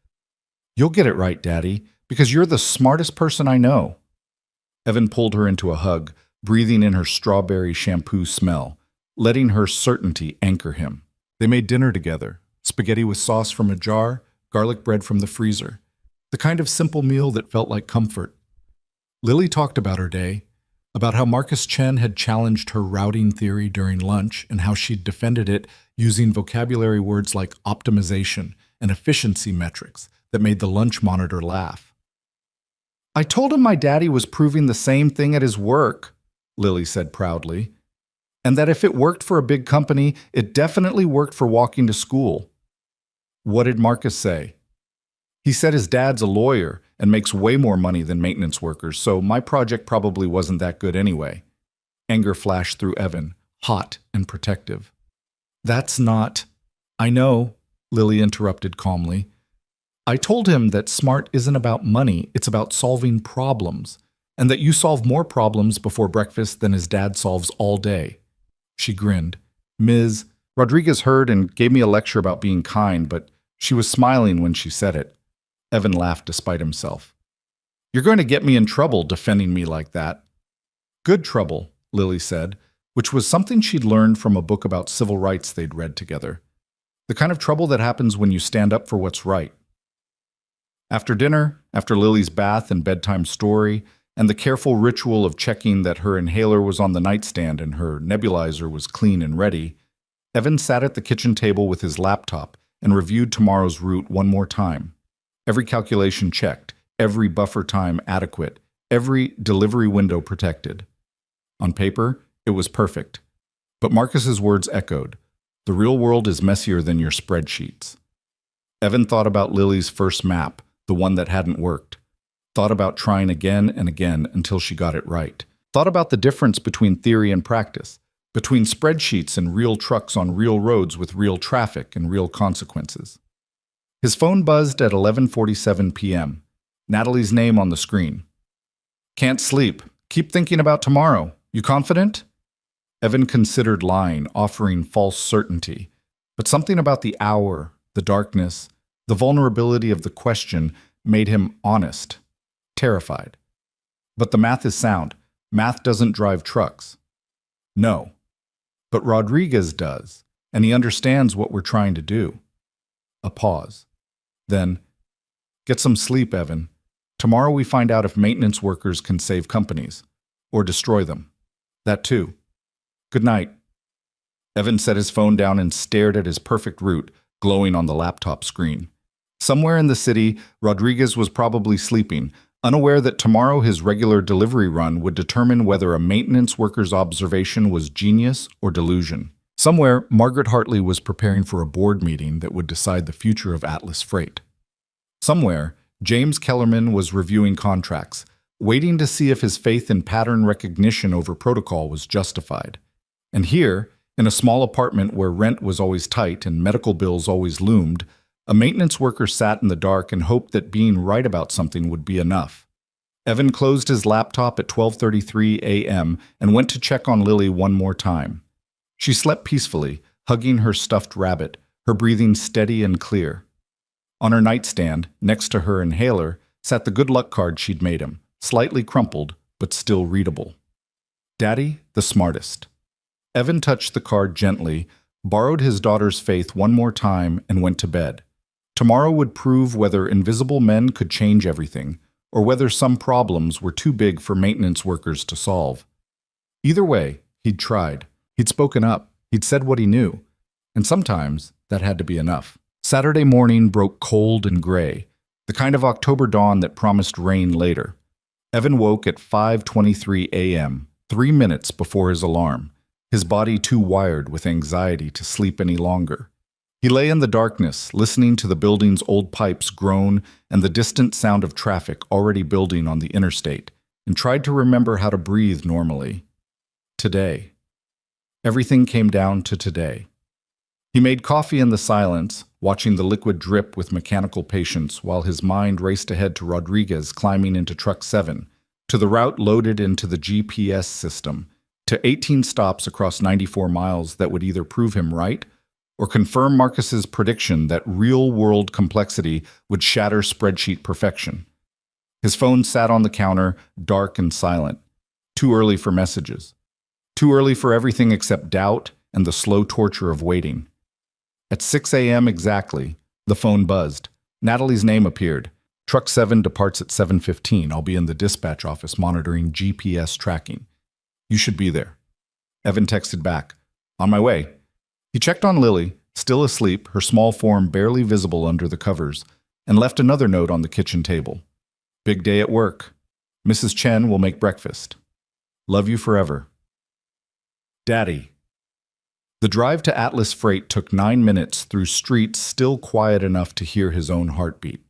The parking lot held more cars than usual for a Saturday, and Evan recognized the pattern immediately. Executives didn't work weekends unless something critical was happening. Today, he was the something critical. The dispatch office occupied a corner of the ground floor, a cramped space filled with monitors showing GPS tracking for every truck in the fleet. Normally, only 2 dispatchers worked Saturdays, handling the reduced weekend schedule. Today, Evan counted 8 people crowded into a room built for 4. Natalie stood near the main tracking screen, coffee in hand, looking like she'd been awake as long as Evan had. Marcus occupied the other side of the room, his presence territorial and hostile. 3 board members Evan recognized from yesterday's meeting clustered near the door, watching with the detached interest of people observing an experiment that wouldn't personally cost them anything if it failed. Evan, Natalie gestured him closer. Rodriguez is doing his pre-trip inspection now. He understands the route parameters? I briefed him yesterday afternoon, Evan confirmed. He'd spent 90 minutes in the driver's lounge explaining the route logic to Rodriguez, a 47-year-old veteran driver who'd listened with the weary attention of someone who'd seen too many company initiatives fail to get excited about new ones. You want me to zigzag less, Rodriguez had summarized. Hit the north stops together, south stops together, like normal human beings would plan it instead of letting computers get creative. Basically, yes. And if it works, what happens to me? The question had caught Evan off guard. What do you mean? I mean, if this proves the system's been wasting money for years, someone's going to get blamed, and it's usually not the executives who designed the system. It's the drivers who followed the routes we were told to follow. Rodriguez had fixed Evan with a look that carried decades of workplace cynicism. So if I make this work perfectly, am I proving you right or proving myself expendable? Evan hadn't had a good answer then. He still didn't. On the monitor now, Truck 7's GPS beacon showed Rodriguez pulling out of the depot at 7:14 a.m., 1 minute ahead of schedule. The route appeared as a blue line on the screen, 18 stops marked in sequence, the path flowing in a logical arc through the northern quadrant before curving back toward the distribution center. First stop is Riverside Manufacturing, Natalie narrated unnecessarily. Everyone in the room could see the GPS coordinates. 12-minute drive, scheduled arrival 7:26, delivery window is 7:30 to 8 o'clock. They watched the blue dot move through city streets, taking the route exactly as programmed. Traffic was light, Saturday morning advantage, and Rodriguez made good time. At 7:25, Truck 7 pulled into Riverside Manufacturing's loading dock. 1 minute early, someone noted. The delivery took 4 minutes. At 7:29, Rodriguez was back on the road, heading to stop 2. Parkview distribution, 9-minute drive, no guaranteed window, Natalie continued. The tension in her voice suggested she was narrating to fill silence rather than provide information. Evan watched the blue dot trace its path and tried to ignore Marcus's presence, like a storm cloud gathering in the corner. Tried to ignore the board members checking their phones with the bored impatience of people who had better places to be.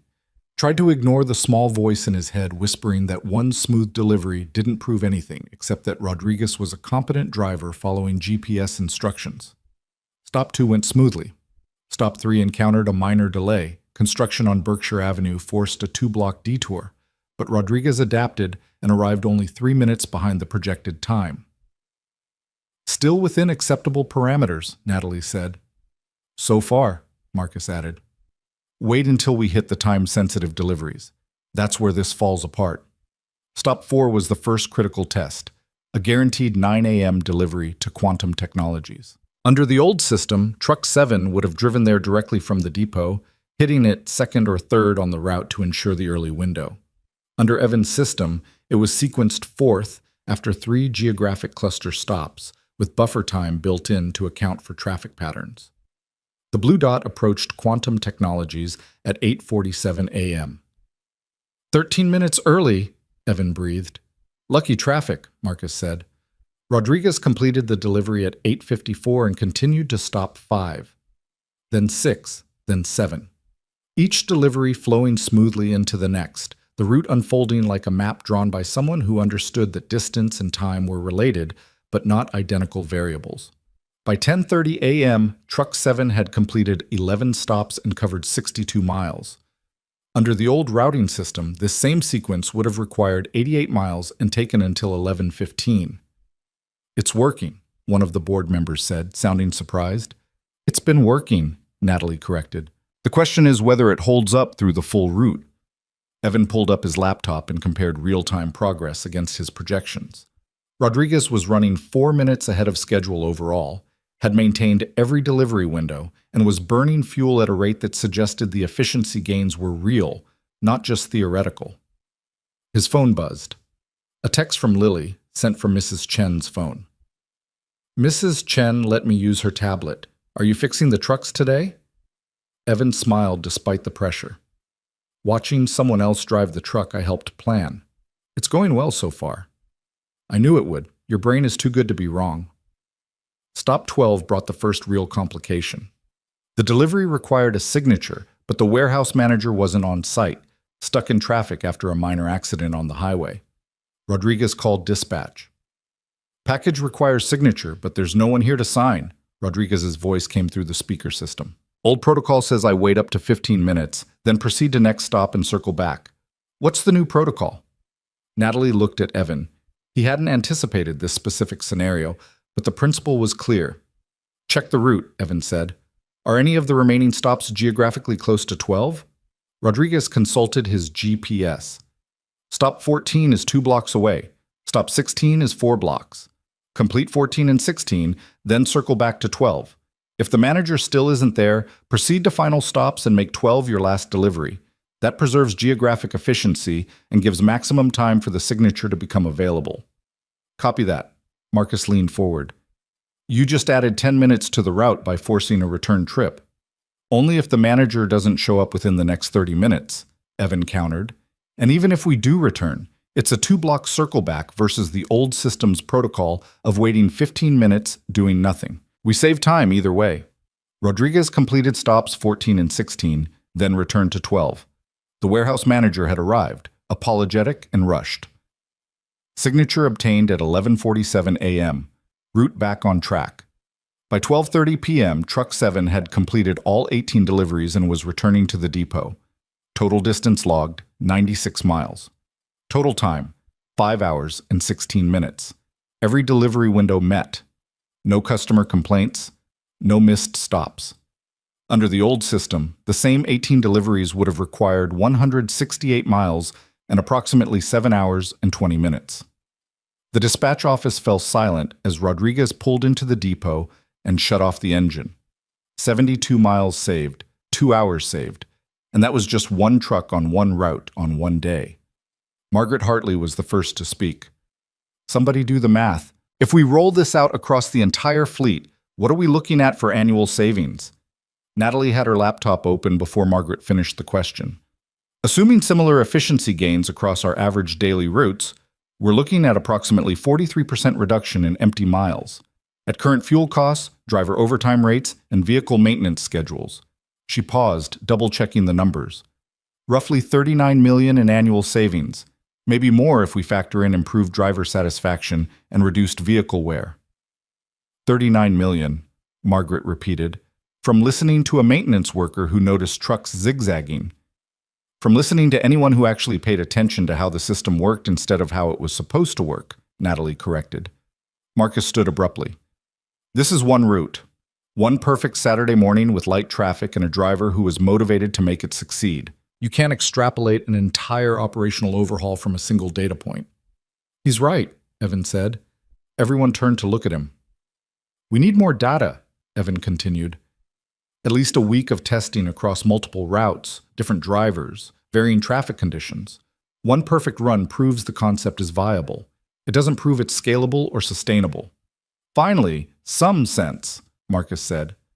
But the concept is sound, Evan added. And every day we don't test it is another day of losing money we could be saving.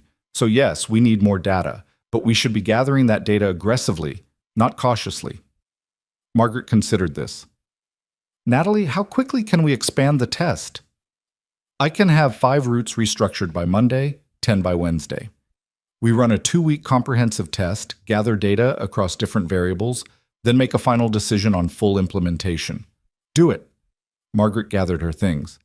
And Evan, I want you leading the analysis. Full data review, implementation planning, the works.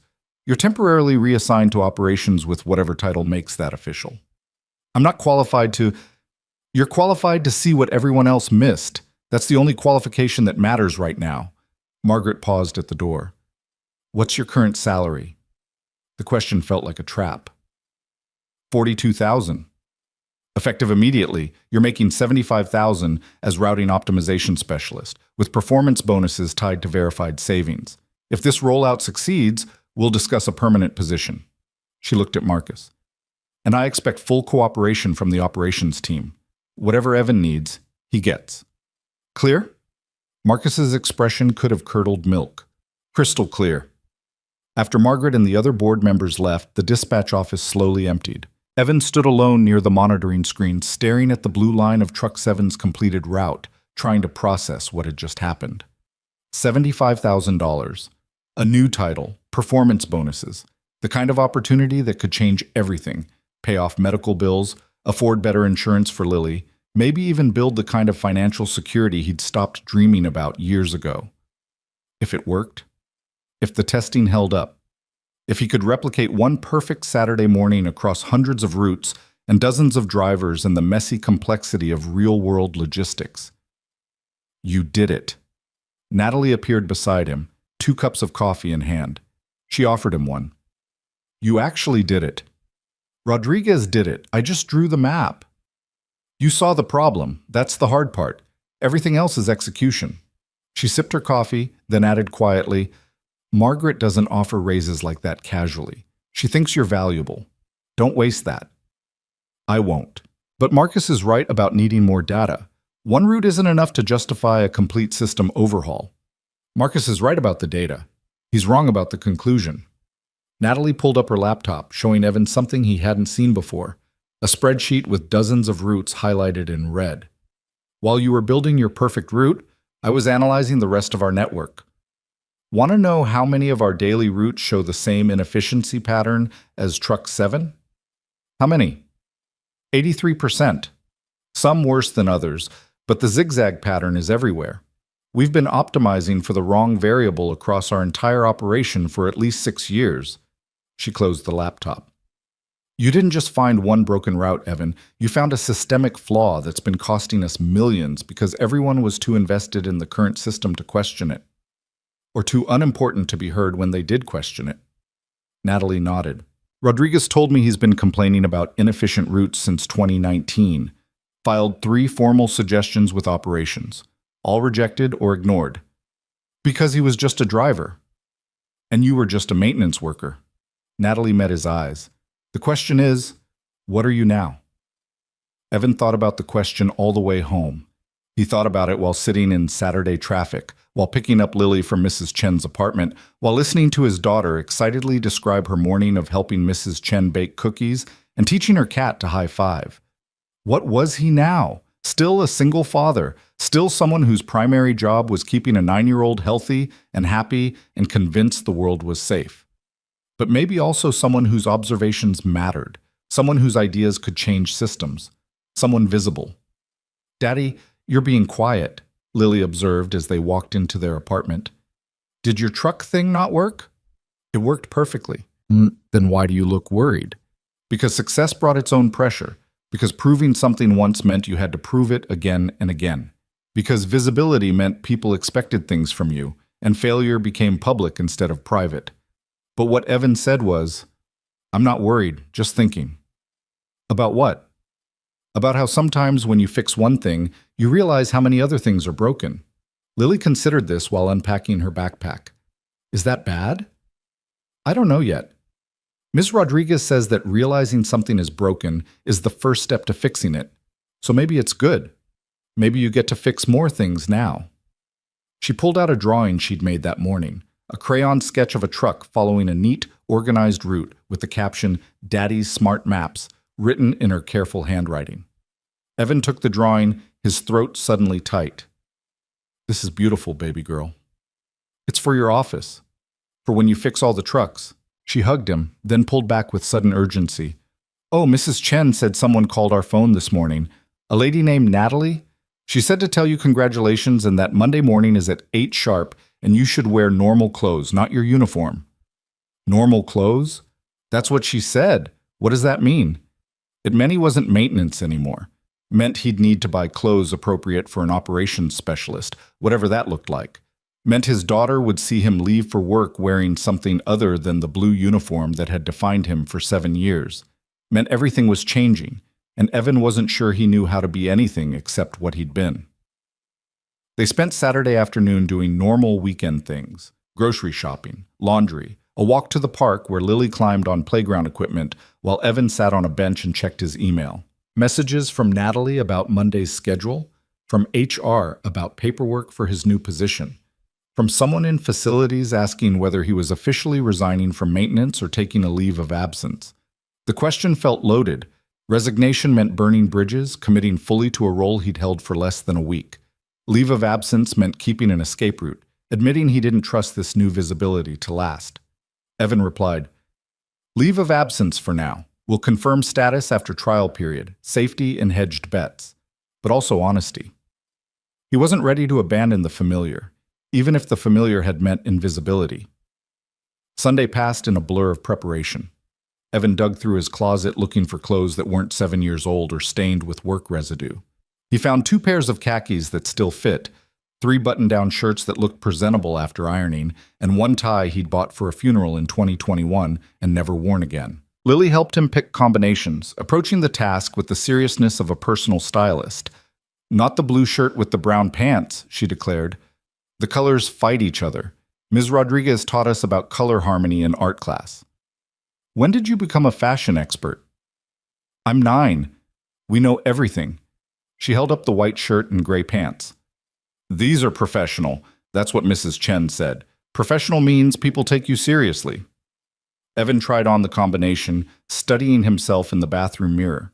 He looked like someone playing dress-up, like a maintenance worker wearing a costume of respectability. The clothes fit but felt foreign, marking him as something he wasn't sure he'd earned the right to be. "You look fancy," Lily announced, "like someone who fixes important things."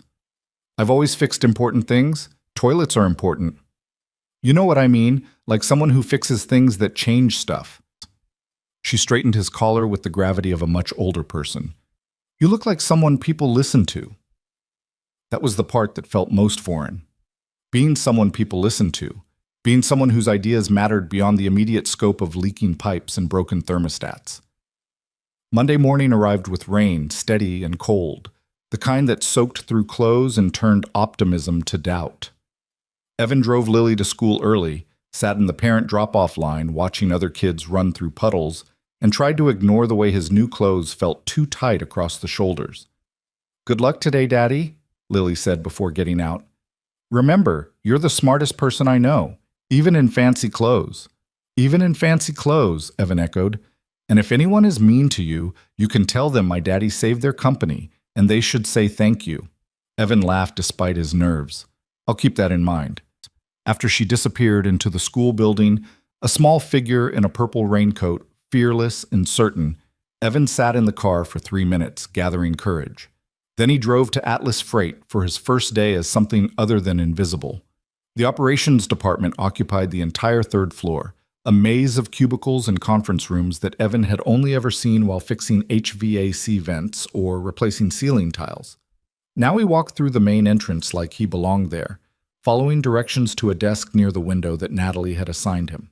The desk held a new computer, a phone with his name on the extension list, and a small plant that someone had optimistically placed next to the monitor. A nameplate read, Evan Cole, Routing Optimization Specialist. He touched the nameplate carefully, like it might disappear if he pressed too hard. Settling in, David appeared carrying files and wearing an expression of professional neutrality that didn't quite hide his resentment. Ms. Brooks asked me to brief you on Monday's testing schedule. We have 5 routes restructured using your methodology. Trucks 4, 7, 12, 18, and 23. All different geographic zones, different driver experience levels, different cargo types. Good. That'll give us variable data. It'll also give us 5 opportunities for failure instead of 1. David set the files on Evan's desk. The operations team isn't happy about this, in case you were wondering. They see it as an indictment of their work. It's not personal. Everything is personal when it affects people's jobs, David interrupted. You think Marcus is going to keep his VP position if this proves operations has been hemorrhaging money for 6 years? You think the route planners and logistics analysts are going to survive a complete system overhaul? This isn't just about efficiency, Evan. It's about livelihoods. The words hit harder than intended because they were true. Success for Evan meant failure for other people, meant proving that jobs had been done badly, that expertise had missed obvious flaws, that the current system deserved to be dismantled. What would you have me do? Evan asked quietly. Ignore the problem because fixing it makes people uncomfortable? I'd have you consider the consequences beyond your own promotion. David turned to leave, then paused. For what it's worth, I hope your routes work. I hope you save the company millions. I just hope you remember the people who get hurt in the process. After David left, Evan sat at his new desk and stared at the 5 route files. Each one represented drivers, schedules, customers, and the accumulated weight of systems built over years. Each one represented potential failure that would reflect on him personally. His phone rang at 8:47. Natalie's extension. Morning. How's the new desk? Intimidating. Good. Comfortable people don't change anything. Background noise suggested Natalie was walking somewhere. I need you in conference room B in 10 minutes. James Kellerman from Meridian is calling in. He wants a progress update before making his contract decision. We've run 1 successful route. That's not enough data which is why you're going to be honest about what we know and what we're testing. No overselling, no false promises, just facts. Natalie's voice softened. You proved the concept works, Evan. Now you need to prove you can communicate that honestly to clients who are making million-dollar decisions based on your analysis. The conference room B held 6 people when Evan arrived. Natalie, Marcus, 2 sales executives he didn't recognize, and a speakerphone displaying James Kellerman's name on the caller ID. Thank you for joining us, Evan, Natalie said formally. James, you're on speaker. We have our full team here to discuss Saturday's route test and our expansion plans. Good morning, everyone. James's voice came through clear and professional. I'll get right to it. I'm looking at 3 different logistics partners for next quarter's contract. Atlas Freight is one option, but only if you can demonstrate that Saturday's test represents sustainable improvement, not a one-time success. Everyone looked at Evan. He'd never briefed a client before, had never been responsible for communicating technical information to someone making million-dollar decisions, had never been the person whose words determined whether business was won or lost. But he'd raised a daughter alone for 9 years, which meant he'd gotten very good at explaining complex things simply and honestly. Saturday's test proved the concept is viable, Evan began. We reduced empty miles by 43% while maintaining all delivery windows. However, that was one route under optimal conditions. Light traffic, experienced driver, no unexpected complications beyond a minor signature delay that we adapted to successfully. So it worked? James said. It worked once. We're running expanded tests this week across 5 routes with varying conditions. Different drivers, different cargo types, different geographic challenges. If those tests show consistent improvement, we'll have enough data to call the methodology sustainable. If they don't, we'll know the concept needs refinement. Honest answer. I appreciate that. James paused. Marcus, you've been quiet. What's your assessment as VP of Operations? Marcus hesitated, clearly weighing politics against honesty. The concept has merit. Implementation is complicated. I'm withholding judgment until we see more data. Also honest. Here's my position. I'll delay my final contract decision until Friday. If your week of testing shows consistent results, I'll reinstate the 3-year agreement and bring in additional carriers who might be interested in similar partnerships. If the testing is inconsistent or fails, I'll proceed with alternate partners. Fair? Fair, meet, Natalie agreed. After the call ended, Marcus stood abruptly.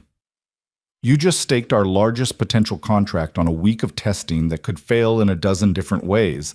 I hope you're prepared to take responsibility when this doesn't work.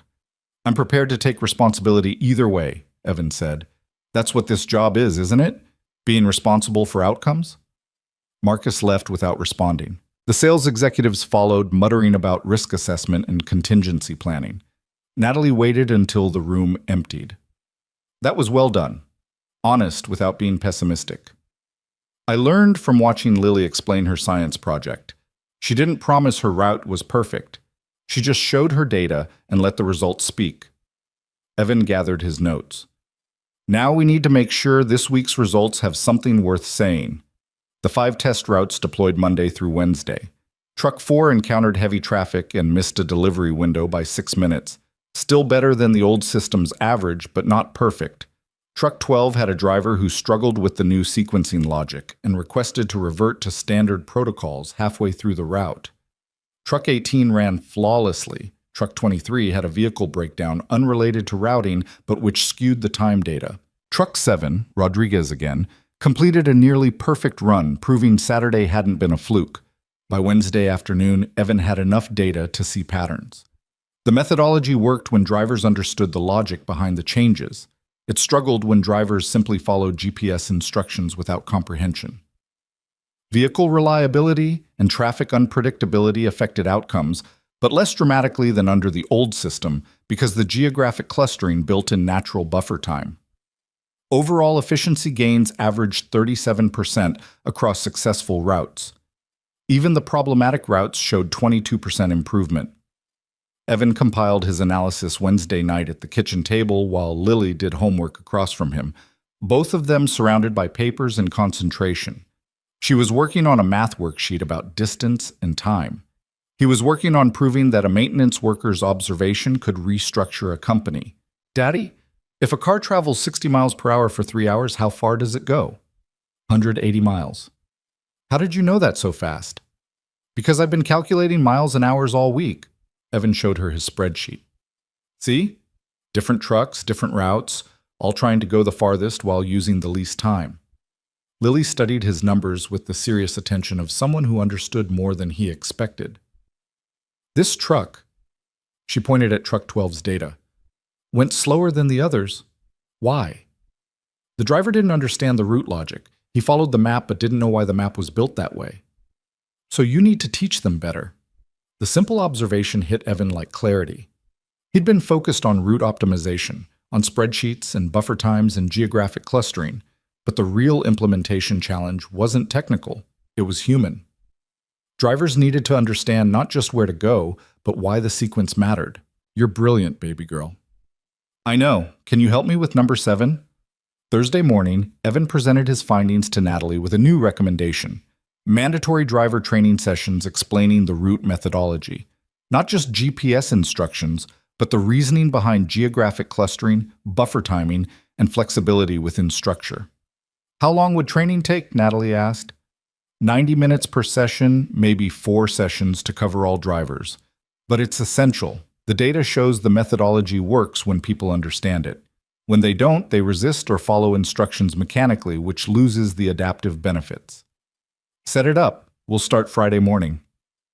Friday's presentation to James Kellerman included the full week's data, successes, failures, complications, and Evan's honest assessment that the methodology was sound but required driver buy-in and proper training to achieve consistent results. Bottom line, James said over the speakerphone, Can you replicate Saturday's success across your fleet? With proper implementation, yes, Evan said. We're looking at sustained 35 to 40% efficiency gains, but it requires training, system modifications, and cultural change. It's not just a new routing algorithm, it's a different way of thinking about deliveries. How long until full rollout? Natalie fielded that question. Conservative estimate, 3 months. Aggressive estimate, 6 weeks. We're prepared to invest in both training and software modifications to make this work. James was quiet for a long moment. All right, I'm in. Reinstate the contract, effective immediately. And I'm bringing in 2 regional carriers who want similar efficiency analysis. If Atlas Freight can do for them what you did for yourselves, there's significant partnership potential. After the call, Natalie actually smiled, the first genuine, unguarded smile Evan had seen from her. We did it. You did it. We haven't rolled it out yet. But we proved it works. That's the hard part. She extended her hand. Welcome to operations, Evan. Officially and permanently, if you want it. Evan shook her hand, feeling the weight of the offer. Permanent position, real salary, visibility and opportunity, and the chance to be more than he'd been. But also, responsibility for other people's jobs, ownership of complex implementation, the pressure of proving again and again that Saturday's success wasn't luck. I want it, he said, but I need flexibility. Lily comes first, always. Agreed. We'll work around her schedule. Natalie released his hand. Now go home. Celebrate. You've earned it. Evan left Atlas Freight at 4:30 p.m., earlier than he'd worked all week, and drove straight to Lily's school. He arrived during aftercare, found her in the cafeteria working on more homework, and surprised her with his early appearance. Daddy, you're here! She crashed into him with typical 9-year-old enthusiasm. Did you fix all the trucks? I'm working on it, but I wanted to take you somewhere special tonight, to celebrate. Celebrate what? Your good luck card worked. Your bravery helped. Your science project gave me ideas. All of that together helped me help the company. He crouched to her level. So I thought we could go somewhere you pick. Anywhere you want for dinner. Lily's eyes widened. Anywhere? Within reason. She considered this with the gravity of someone choosing her most important wish. Then, the place with the really good mac and cheese and the crayons on the table? The restaurant was inexpensive, loud with families, nothing fancy. But it was Lily's favorite, and tonight that made it perfect. They sat in a booth near the window and ordered mac and cheese and chicken fingers and lemonade, and Lily drew pictures on the paper tablecloth, while Evan told her about the week in terms she'd understand, about routes and drivers and teaching people to see problems differently. So you're not fixing toilets anymore? She asked. Not right now, but I could if I needed to. Do you miss it? Evan considered the question honestly. Sometimes it was simpler, quieter. I knew how to do it well. But this is more important? Not more important, just different important. He met her eyes. You're still the most important thing, Lily, always. This job, the money, all of it. It matters because it helps us. But if it ever stops helping us, I'll go back to fixing toilets, okay? She nodded, satisfied. Then, Daddy, will you teach me about your maps sometime? The real ones, with all the numbers? I want to understand what you do. So there, in a family restaurant with crayons and mac and cheese, and the comfortable chaos of weekend dinner rush, Evan taught his 9-year-old daughter about geographic optimization and buffer timing, and the difference between theoretical efficiency and practical implementation. And she understood. Not all of it, but enough. Enough to ask smart questions, enough to see patterns, enough to remind him why he'd spoken up in that first meeting, why he'd risked invisibility for the chance to solve real problems. Because invisible men could raise brilliant daughters, and maybe, just maybe, invisible men could change everything. Saturday morning arrived with the kind of crystalline autumn clarity that made everything feel simultaneously sharper and more fragile. Evan woke at 5:23 a.m. without an alarm, his body apparently deciding that sleep was less important than anxiety. He lay in the dark, listening to Lily's steady breathing through the thin wall that separated their bedrooms, and tried to remember how to be calm. Today, Truck 7 would run his route. Today, Rodriguez would follow Evan's geographic clusters and traffic-adjusted buffers and carefully calculated sequences.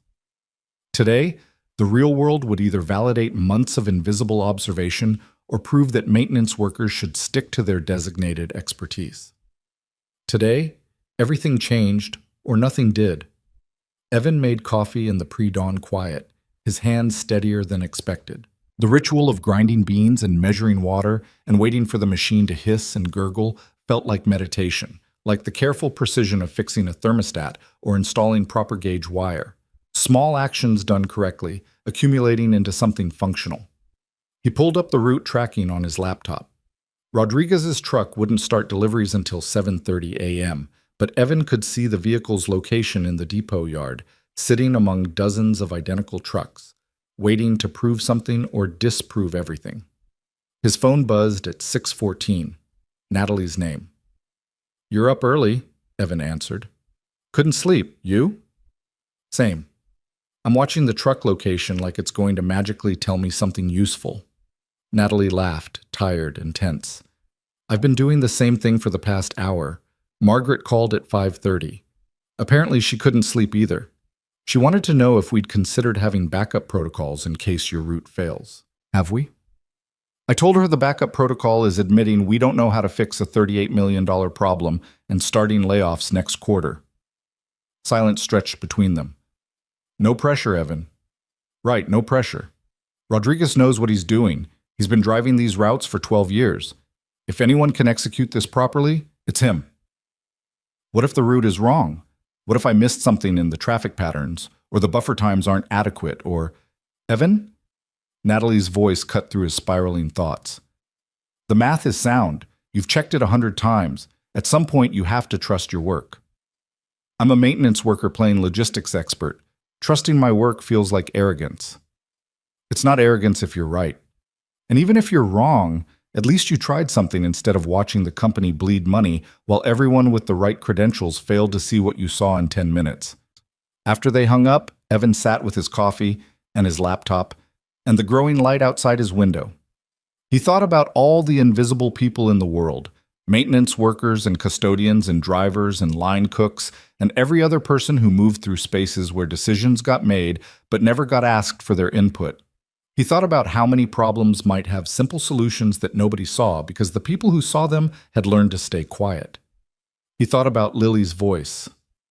"You should always say what you know, Daddy." At 6:47, Lily emerged from her bedroom, rubbing sleep from her eyes. "You're up early," she observed, climbing into the chair next to him. "Big day, remember?" "The truck test." She leaned against his shoulder, small and warm and smelling like sleep. "Are you nervous?" "Terrified." "Good terrified or bad terrified?" Evan considered this. "I don't know yet. Ask me tonight."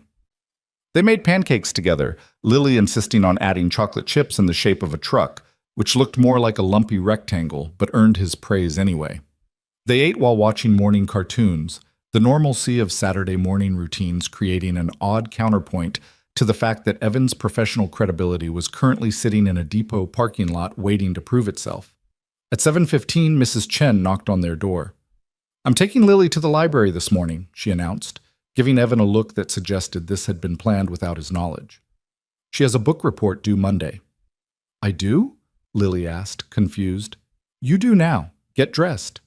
Mrs. Chen turned to Evan. "You need today without worrying about her. We'll be gone until 2. Don't call unless something catches fire."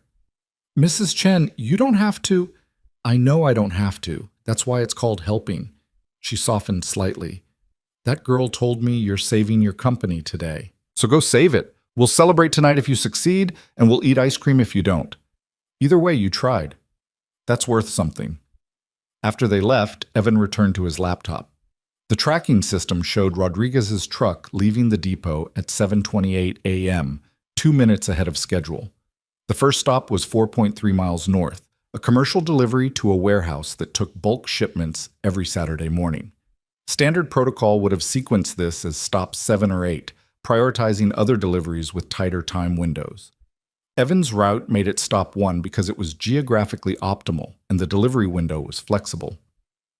Evan watched the blue dot representing Truck 7 move through the city streets, following the exact path he'd mapped. Traffic was light for a Saturday morning.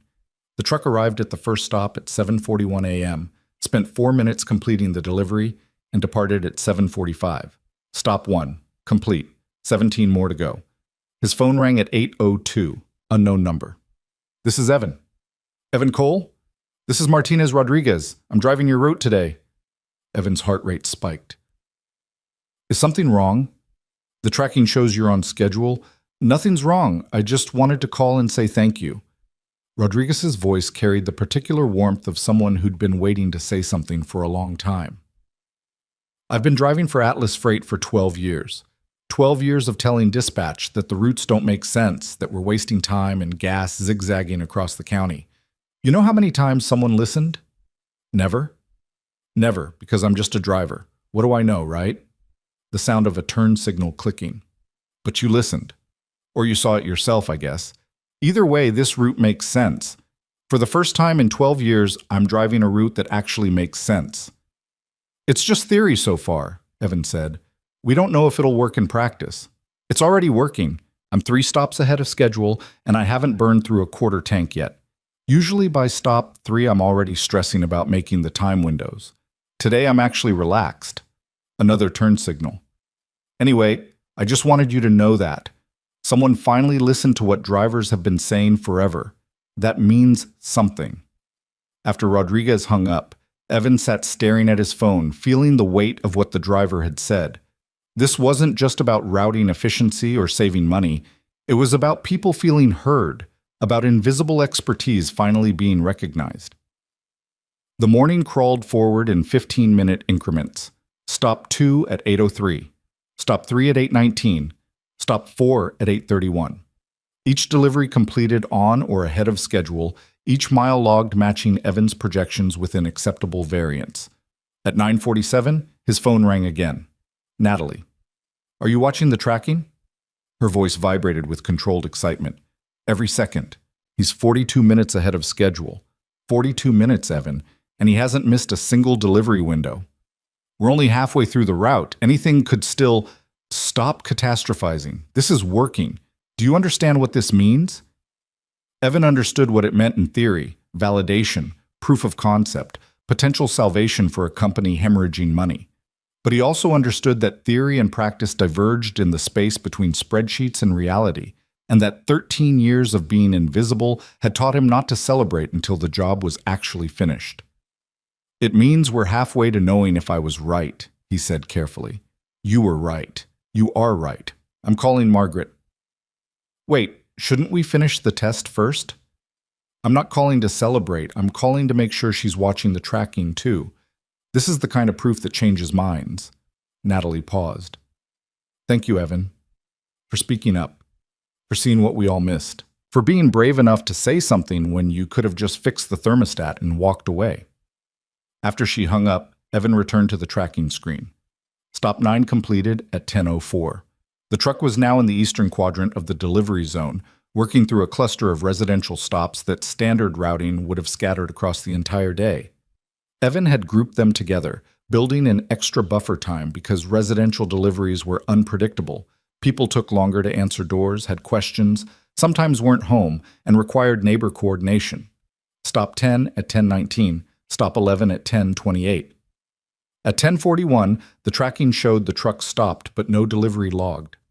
Evan's stomach clenched. He watched the blue dot sit motionless for 3 minutes, 4 minutes, 5. His phone rang. "Rodriguez." "What's wrong?" Evan asked immediately. "Nothing's wrong. I'm at stop 12, but the customer's not home and the package requires a signature. I've got their neighbor's contact info from a previous delivery.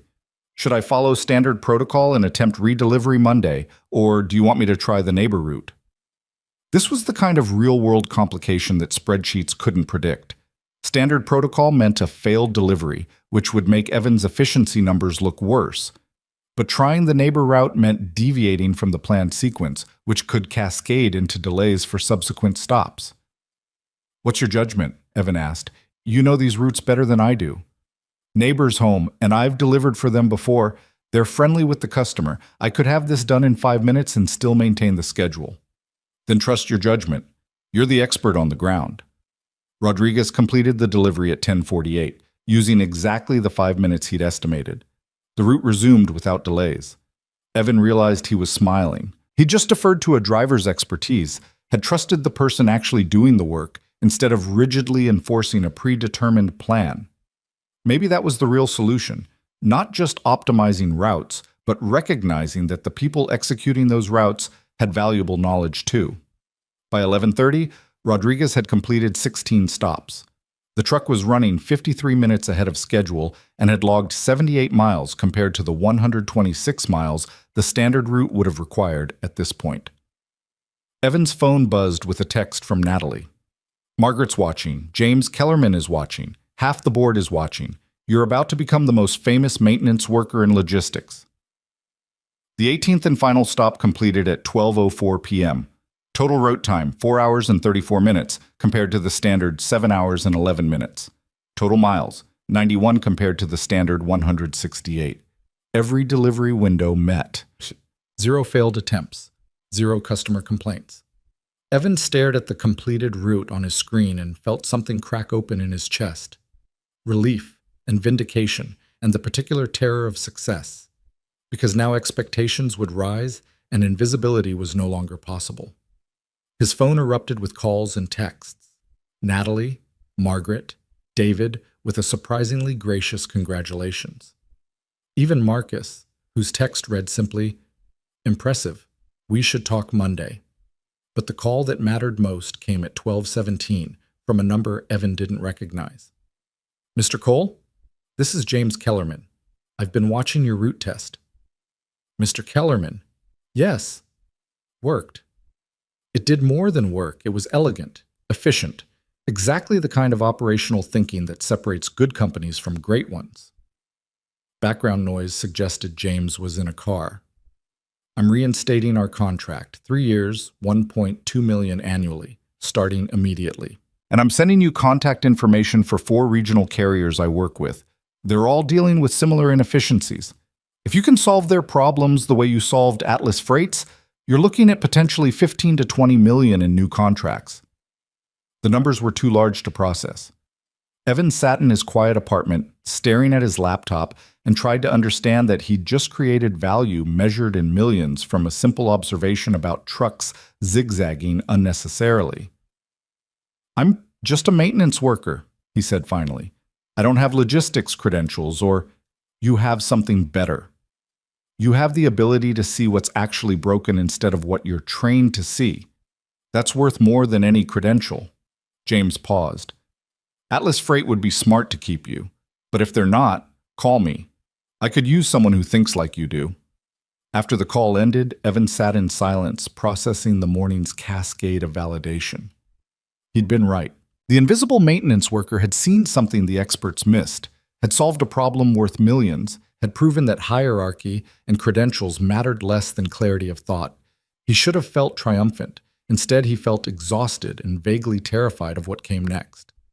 His phone rang again at 1:23. Natalie. "Board meeting Monday at 9 a.m. Margaret wants you to present a full implementation plan. Fleet-wide rollout, timeline, resource requirements, everything. Can you do that?" "I think so. I'll need access to whatever you need, you'll have." "Evan, do you understand what you've done? You've saved this company, potentially saved hundreds of jobs. Margaret's already talking about promoting you to Director of Logistics Innovation." "Director?" The word felt foreign, impossible. "I don't even have a college degree." "You have something better. You have proof that you can solve problems that people with degrees couldn't solve. That's what matters." After she hung up, Evan walked to his kitchen window and stared out at the city. Somewhere out there, Rodriguez was completing his day, probably ahead of schedule. Somewhere, Margaret was recalculating quarterly projections. Somewhere, James Kellerman was drafting contracts worth millions. And here, in a small apartment where medical bills always loomed and rent was always tight, a maintenance worker stood at a window and tried to figure out who he was becoming. Mrs. Chen returned with Lily at 2:04, exactly as promised. "Well?" Mrs. Chen asked immediately. "Did the truck work?" "It worked," Evan said. "And?" "And they want me to do it for the whole company. They want to make me a director." Mrs. Chen studied him with the particular intensity of elderly wisdom. You don't look happy. I don't know what I look. This morning I was a maintenance worker. Tonight I'm apparently someone who gets job offers measured in millions of dollars. I don't know how to be that person. You're the same person you were this morning, Mrs. Chen said firmly. Just now people are finally paying attention. About time. She gathered her bag. Lily, show your father what we checked out from the library. Lily pulled a stack of books from her backpack, each one about engineering or problem solving or famous inventors who'd changed the world through simple observations. Mrs. Chen said, "You're like them," Lily explained, spreading the books on the kitchen table. People who saw things differently and made things better. She said I should learn about them so I can be like you when I grow up. Evan pulled his daughter into a hug, overcome by the simple faith of a 9-year-old who saw her father as someone worth emulating. That evening, they celebrated with pizza. The good kind from the place that delivered, not frozen from the grocery store. Lily insisted on extra cheese and pepperoni in the shape of a truck, which the restaurant gamely attempted. Tell me everything, Lily demanded between bites. Did the truck go fast? Did it save money? Are you famous now? The truck went exactly according to plan. It saved a lot of money. And I'm definitely not famous. But you will be, right? Because you fixed something important? Evan thought about how to explain the complicated reality of corporate politics and hierarchy and the difference between being right and being recognized for being right. Maybe, he said finally, or maybe I just helped the company get a little bit better at what they do. Sometimes that's enough. It's not enough, Lily said with the absolute certainty of childhood. You should get to be important. You should get to be a director or a boss or whatever the top thing is, because you're the smartest person I know, and you see things other people don't see. You're biased. I'm right. She took another bite of pizza. Mrs. Chen says being right is more important than being liked. Is that true? Evan thought about Marcus's resentment, about David's condescension, about all the ways that being right had disrupted comfortable hierarchies. Sometimes, but it's better to be both if you can. They spent the evening reading Lily's library books together, stories of people who'd changed the world through observation and persistence. People who'd been told they were wrong, who'd faced skepticism and resistance, who'd proven their ideas through demonstration rather than credentials. People who'd spoken up when staying quiet would have been easier. At 8:47 p.m., after Lily had fallen asleep clutching a book about aerospace engineers, Evan's phone rang one more time. Natalie. Sorry to call so late, but I wanted you to hear this directly from me before the official announcement Monday. Margaret and I talked. We're not just promoting you to Director of Logistics Innovation. We're creating an entirely new initiative called the Innovation Insight Program. The premise is simple. We're going to actively solicit ideas from everyone in the company, regardless of position or credentials. Drivers, warehouse workers, custodians, maintenance staff. Everyone. That's ambitious. It's necessary. You proved that our best insights might come from the people we've been ignoring. The program will have a formal submission process, evaluation criteria, and implementation resources, and you're going to run it. Me? You. Because you understand what it's like to have an idea and be dismissed because of your job title. You'll know which suggestions have merit and which ones don't. You'll be the bridge between invisible expertise and visible results. Evan thought about Rodriguez thanking him for listening. Thought about all the other Rodriguezes in the company who'd been telling people about inefficiencies for years without anyone paying attention. I'll need resources, he said slowly, the idea taking shape. A team, access to operational data across all departments, and protection for people who submit ideas. They can't face retaliation if their suggestions are critical of current practices. Done, and done. Margaret's already drafting the policy. This is happening, Evan. You're making it happen. After they hung up, Evan sat in his living room with the city lights glowing through his window and tried to process the past week. 7 days ago, he'd been invisible. A maintenance worker who fixed thermostats and overheard meetings and kept his observations to himself because that's what people in his position were supposed to do. Tonight, he was someone creating programs, running initiatives, fundamentally changing how a multi-million-dollar company operated. The transformation felt both impossible and inevitable, like he'd been preparing for this moment through years of invisible observation, accumulating expertise that nobody recognized until someone finally asked the right question, or until he finally gave the right answer. Monday morning arrived with the weight of new beginnings. Evan woke at 6:15 and went through his usual routine: coffee, shower, check on Lily. But everything felt different. He stood in front of his closet, staring at his maintenance uniform hanging next to the single dress shirt and tie he owned, relics from job interviews years ago. He chose the shirt and tie. Lily appeared in his doorway while he was struggling with the knot. "You look fancy," she observed. "I have an important meeting. With the board. The people who decide if you're right? They already know I'm right. Today they decide what happens next." Lily walked over and fixed his tie with the confident competence of a child who'd watched YouTube tutorials. "There. Now you look like a director." "I'm not a director yet." "You will be, because you're good at seeing things." She stepped back, studying him critically. "You should smile more. Directors probably smile." Evan smiled, and Lily's face lit up in response. "Perfect. Now go show them that maintenance workers are smarter than everyone else." The drive to Atlas Freight felt different. Evan parked in his usual spot, the employee lot far from the building entrance, and walked past the visitor spaces, the executive reserved spots, the carefully maintained hierarchy of who parked where. Tomorrow, he'd probably have a different spot, a different title, a different place in the organizational chart. But today, for a few more hours, he was still just the maintenance worker who'd seen what everyone else missed. The board meeting was scheduled for 9 a.m. in the main conference room, the one reserved for quarterly reviews and strategic planning sessions. Evan arrived at 8:47 carrying his laptop and a folder full of implementation plans he'd been refining all weekend. Natalie met him outside the door. "Ready?" she asked. "Terrified, but ready." "Good. Margaret's already inside." So is Marcus and the full executive team, and James Kellerman joined by video conference. No pressure. "You keep saying that like it helps." Natalie smiled. "One more thing before we go in. I fixed the thermostat." Evan stared at her. "What?" "Conference room A, the one you never finished because I pulled you into this project. I had maintenance complete the repair this morning. Proper gauge wire, everything by the book." She paused. "But I had them leave the panel open, as a reminder of where this all started." Something in Evan's chest tightened. "Thank you. Don't thank me yet. Thank me after you survive the next 2 hours."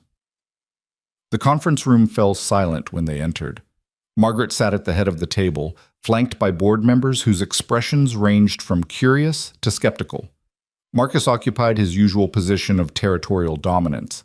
David sat near the back with a laptop, presumably taking notes. And on the large screen at the far end, James Kellerman's face watched from his office in Chicago. "Mr. Cole," Margaret greeted him, "please sit. We're eager to hear your implementation plan."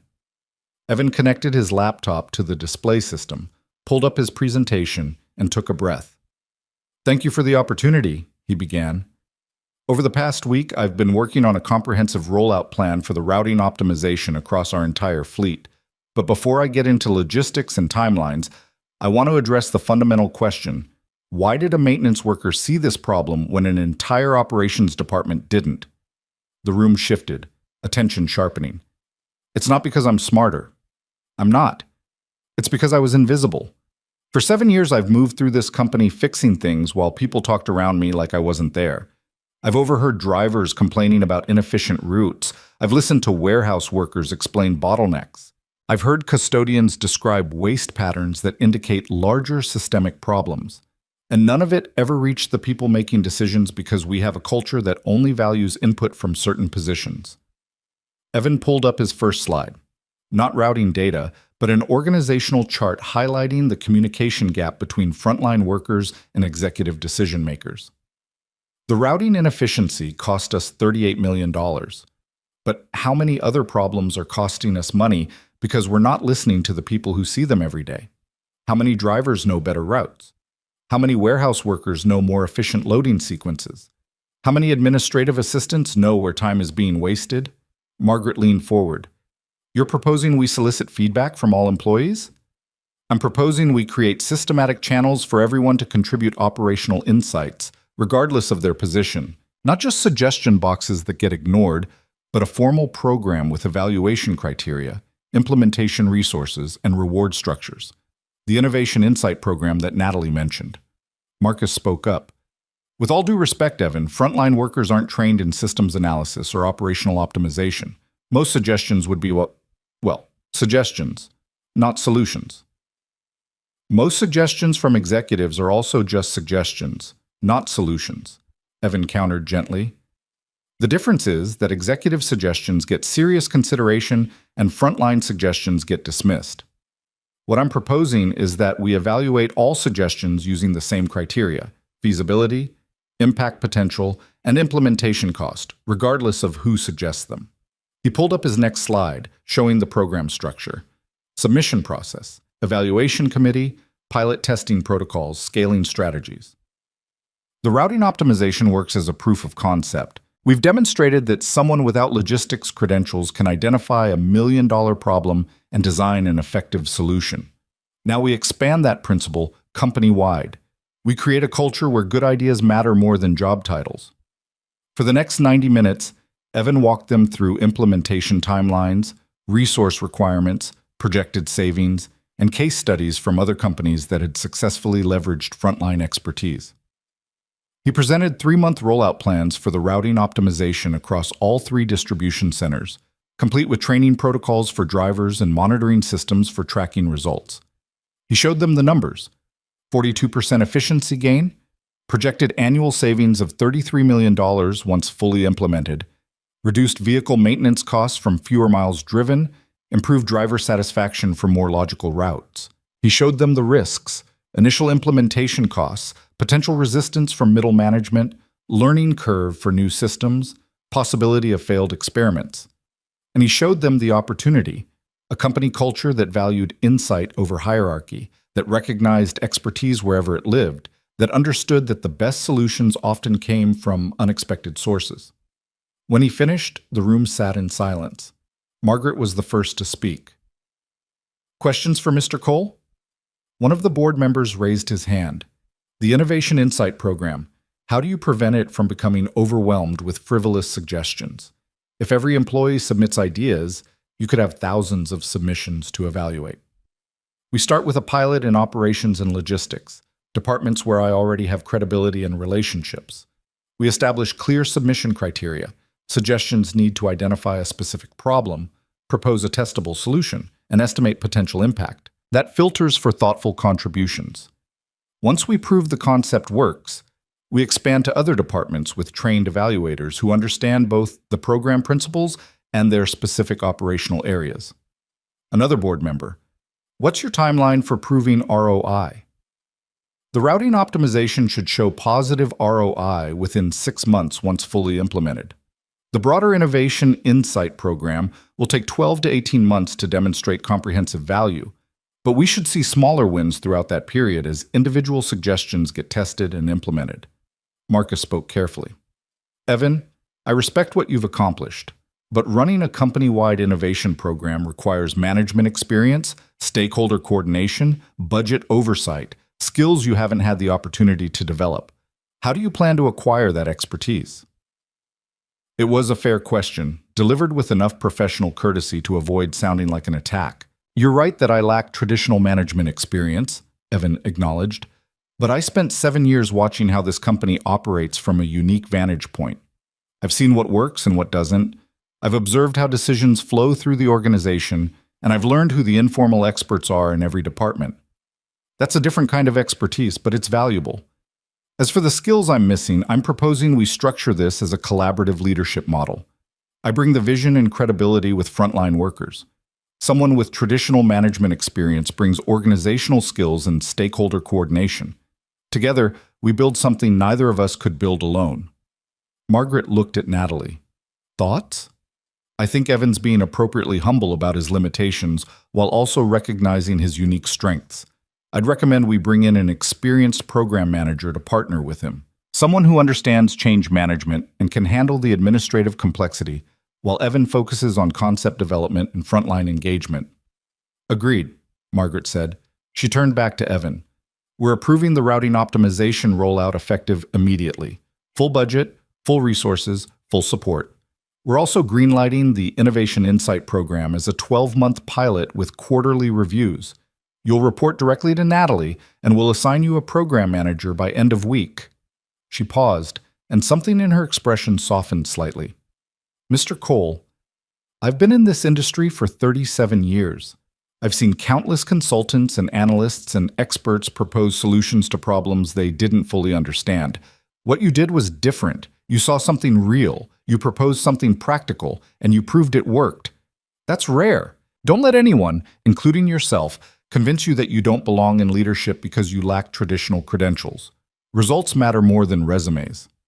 Thank you, Evan said, meaning it. One more thing, Margaret continued. The company is creating an on-site childcare program. It'll take 6 months to build out the facility, but once operational, it'll provide subsidized care for employees' children with flexible hours to accommodate shift workers. Natalie tells me you have a 9-year-old daughter.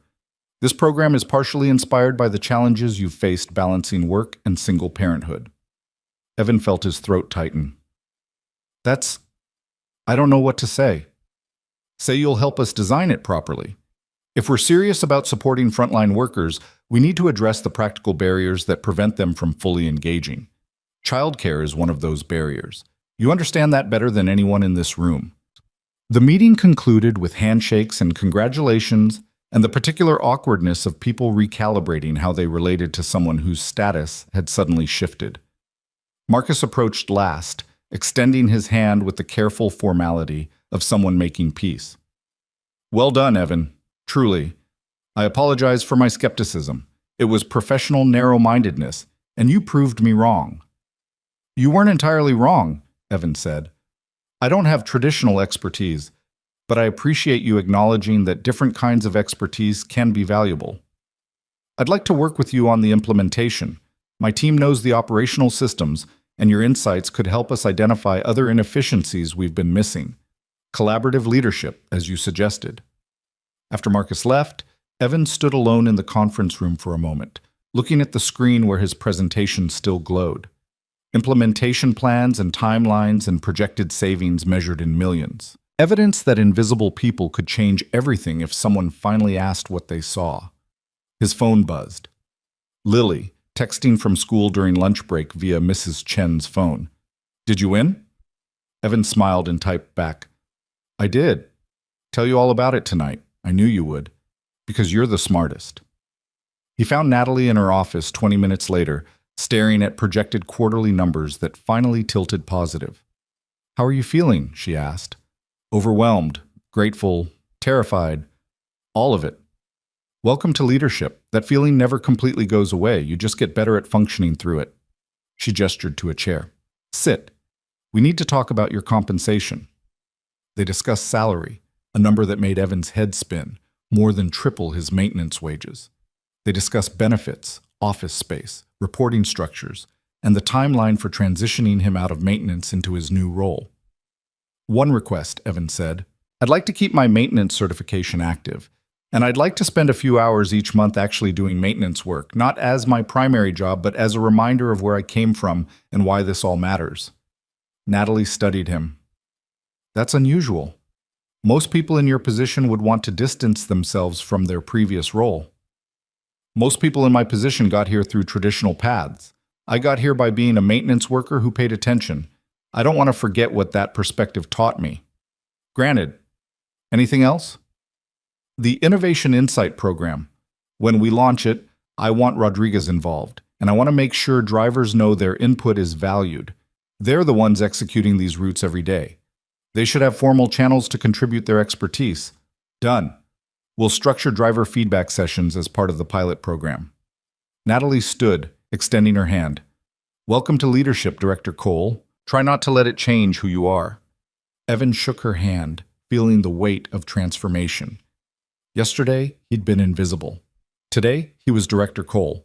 Tomorrow, he'd be building programs and evaluating ideas and fundamentally changing how the company operated. But underneath the new title and the new salary and the new responsibilities, he was still the same person who'd noticed trucks zigzagging unnecessarily. Still the same father who braided his daughter's hair and worried about asthma medication and believed that smart didn't require credentials, just clarity. He left Atlas Freight at 3:47 p.m., early enough to pick up Lily from school himself, instead of relying on Mrs. Chen. She burst out of the building with her backpack bouncing, scanning the parking lot until she spotted him. "Daddy!" She ran over, practically tackling him with a hug. "You came. You never picked me up." "Special day," Evan said. "Thought we could celebrate." "Did you really win? Are you really a director now?" "I really am, starting next week." Lily's face transformed with pride so pure it made Evan's chest ache. "I told everyone at lunch that my daddy saved his whole company. Marcus Chen said I was making it up, but I told him to wait and see. And I was right." "You were right." They went to the ice cream shop, the fancy one they usually avoided because it was expensive. Lily ordered a sundae with extra everything, and Evan didn't tell her no. They sat at a small table by the window, and Lily asked 100 questions about the meeting and the presentation and what it meant to be a director. "Will you have to wear ties every day?" she asked, concerned. "Probably." "That's okay. I'll help you. I'm good at ties now." She took another bite of ice cream. "Will you still have time for me? Or will you be too busy being important?" The question landed like a stone. Evan set down his spoon and looked at his daughter, 9 years old, brilliant and brave and terrified that success might mean losing her father to work. "Listen to me carefully, Lily. Nothing about my job will ever be more important than you. Not the title, not the salary, not the programs I'm building. You're why I did this. You're why I spoke up. Because I wanted you to see that being smart matters more than having the right credentials. That invisible people can change things if they're brave enough to be seen. So you'll still pick me up sometimes and help with homework and read books at bedtime? Every single day that I can. I promise. Even when you're famous? I'm not going to be famous, baby girl. I'm just going to be better at helping people. There's a difference." They finished their ice cream and drove home through afternoon traffic. The city looked the same as it always had. Same streets, same buildings, same rhythms of people moving through their lives. But Evan felt different moving through it, like he'd shifted from observer to participant, from invisible to visible, from someone who fixed broken things to someone who built new things. Mrs. Chen was waiting on their floor when they arrived, holding a covered dish. "Congratulations dinner," she announced. "I made your favorite. Pot roast, potatoes, those green beans Lily pretends she doesn't like but always eats anyway." "Mrs. Chen, you didn't have to." "Of course I didn't have to. That's what makes it special." She followed them into the apartment, setting the dish on their small table. "So, tell me everything. Are you rich now? Can you finally fix that leaky faucet in your bathroom?" Evan laughed. "Not rich, but comfortable. And yes, the faucet gets fixed this weekend." "Good.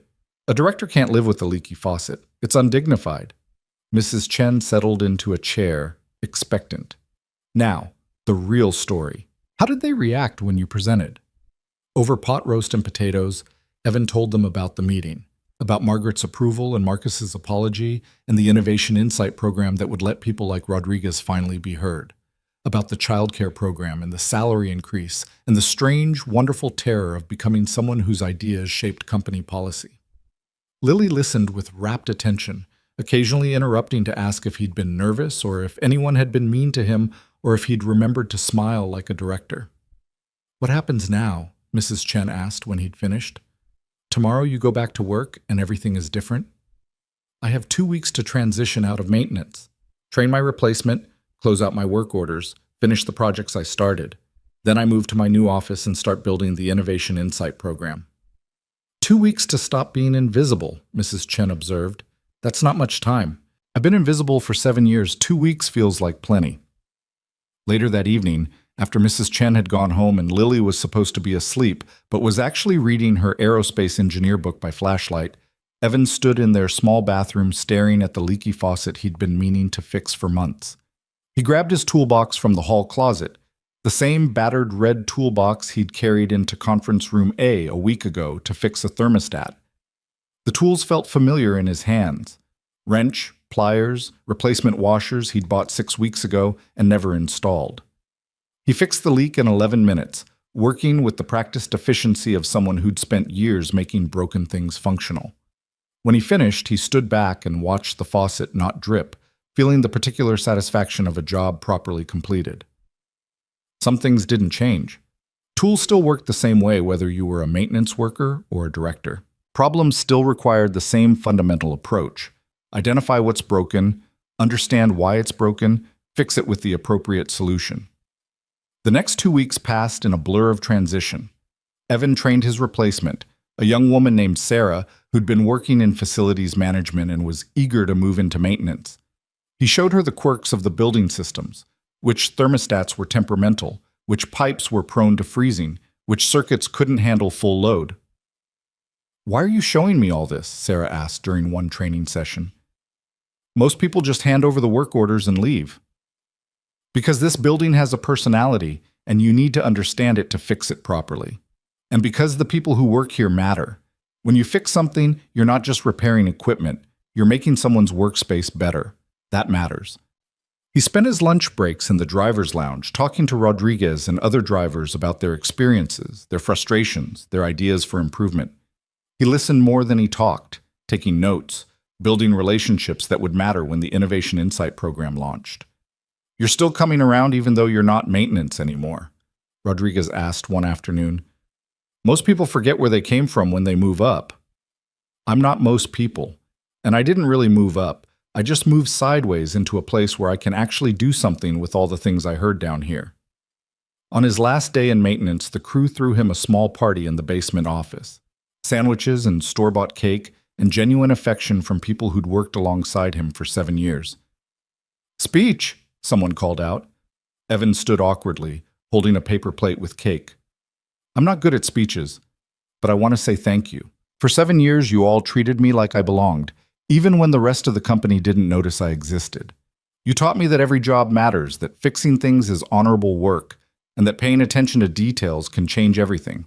I'm taking all of that with me into this new role, and I promise I'm going to make sure people like us get heard." They applauded, and someone made a joke about directors who still knew which end of a wrench to hold, and Evan felt the particular bittersweetness of leaving a place that had been home even as he moved toward something better. Monday morning of his 3rd week, Evan arrived at his new office on the 4th floor. It wasn't large, mid-level management, not executive suite, but it had a window and a door that closed and a nameplate that read, "Evan Cole, Director of Logistics Innovation." The desk was empty except for a note from Natalie. "Don't forget where you came from, but don't be afraid of where you're going. NB." And next to the note, a small photograph of conference room A, with the thermostat panel still hanging open, exactly as she'd promised to leave it. The first weeks in his new role were overwhelming. Evan worked with the program manager Natalie assigned, a woman named Patricia, who had 20 years of experience implementing organizational change.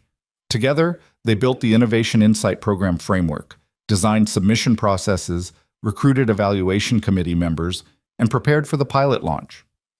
Evan also oversaw the routing optimization rollout across all 3 distribution centers. The implementation wasn't perfect. There were hiccups and adjustments, and one memorable day when a snowstorm disrupted the carefully planned routes and proved that weather still trumped optimization. But the overall results matched his projections. 41% efficiency gain, $32 million in projected annual savings. Driver satisfaction up 23%. The numbers told one story, but the phone calls told another. Rodriguez called 2 months into the implementation. "Evan, I wanted you to hear this. We just got our quarterly performance reviews. Mine said I'd become one of the most efficient drivers in the fleet. But it's not me that got better. It's the routes that got smarter. You gave us routes that make sense, and now we look like we're better at our jobs. Thank you for that." A warehouse worker submitted an idea through the Innovation Insight program about reorganizing loading sequences. Evan and Patricia evaluated it, ran a pilot test, and discovered it reduced loading time by 18%. They implemented it fleet-wide and gave the worker a $5,000 innovation bonus. A custodian suggested changing the cleaning schedule in the administrative building to match actual usage patterns rather than tradition. The change saved 160 labor hours monthly and improved cleanliness metrics. An administrative assistant identified redundant approval steps in the contract process. Eliminating them cut contract processing time from 3 weeks to 9 days. The ideas weren't all brilliant. Many were impractical or already being addressed or based on misunderstanding of how systems actually worked. But enough of them had merit that within 6 months, the Innovation Insight Program had generated $4.2 million in savings and efficiency gains beyond the routing optimization. Margaret presented these results to the board in March, 6 months after Evan's initial presentation. She concluded with a simple observation. We were leaving millions of dollars on the table because we weren't listening to the people who actually do the work. Evan Cole taught us to listen. That lesson alone is worth more than any consultant we've ever hired. Through all of this, Evan maintained his promise to Lily. He picked her up from school 3 days a week. He helped with homework every night. He read bedtime stories and made pancakes on Saturday mornings and attended her 5th grade science fair where she presented an expanded version of her routing project. My dad taught me this, Lily told the judges proudly. He's a director at Atlas Freight Systems. He fixes companies. The judges awarded her first place. Evan took her to the fancy ice cream shop to celebrate, and Lily ordered the exact same sundae she'd ordered 6 months earlier when everything changed. "Daddy?" she asked between bites. "Are you happy being a director, or do you miss fixing things?" "I still fix things, just different kinds of things." "That's good, because you're really good at fixing things." She paused. "Mrs. Chen says we're going to move to a better apartment soon, because you make more money now." It was true. Evan had found a 2-bedroom place in a better neighborhood, closer to Lily's school, with lower asthma triggers and space for her to have her own room with a desk for homework. They were moving next month. "Do you want to move?" Evan asked. "I want you to have a bedroom that's not right next to mine, so I can't hear you working late at night. And I want you to sleep more because directors probably need sleep. So yes, we should move." She took another bite of ice cream. "But I'll miss Mrs. Chen." "Mrs. Chen is coming with us. She's moving into the same building. I already checked with her." Lily's face lit up. "Really?" "Really. I told her I couldn't function without her, and she said obviously, and we found her a nice apartment on the 3rd floor." "You thought of everything." "I try." 1 year after Evan had walked into conference room A to fix a thermostat, Natalie called him into her office for a performance review. "You've exceeded every expectation," she said, sliding a folder across her desk.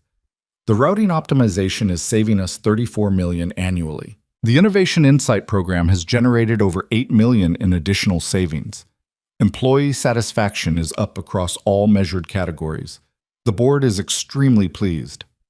"Thank you. We're expanding your role, Director of Innovation and Operational Excellence. Broader scope, larger team, significant salary increase." She named a number that made Evan's breath catch. "You've earned it. And we want to make sure you're properly compensated for the value you've created."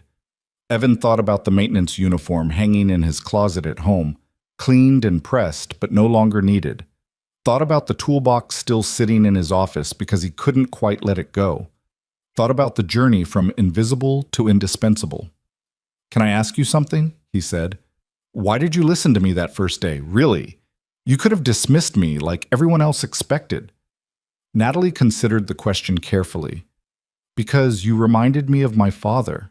He built this company by paying attention to details everyone else missed, by listening to drivers and watching loading patterns and understanding that the people doing the work often knew more than the people managing the work. When I took over, I brought in all the experts and forgot the most important lesson he taught me. You reminded me of that lesson. You were him, 30 years ago, seeing what everyone else was too sophisticated to notice." She stood, extending her hand. "Don't ever stop being the person who sees what's broken and believes it can be fixed. That's rare. That's valuable. That's why you're here." That evening, Evan picked up Lily from her after-school program. They could afford after-school now, instead of relying entirely on Mrs. Chen. They stopped at the grocery store, not checking prices quite as carefully as before, and bought ingredients for a real dinner instead of pasta from a jar.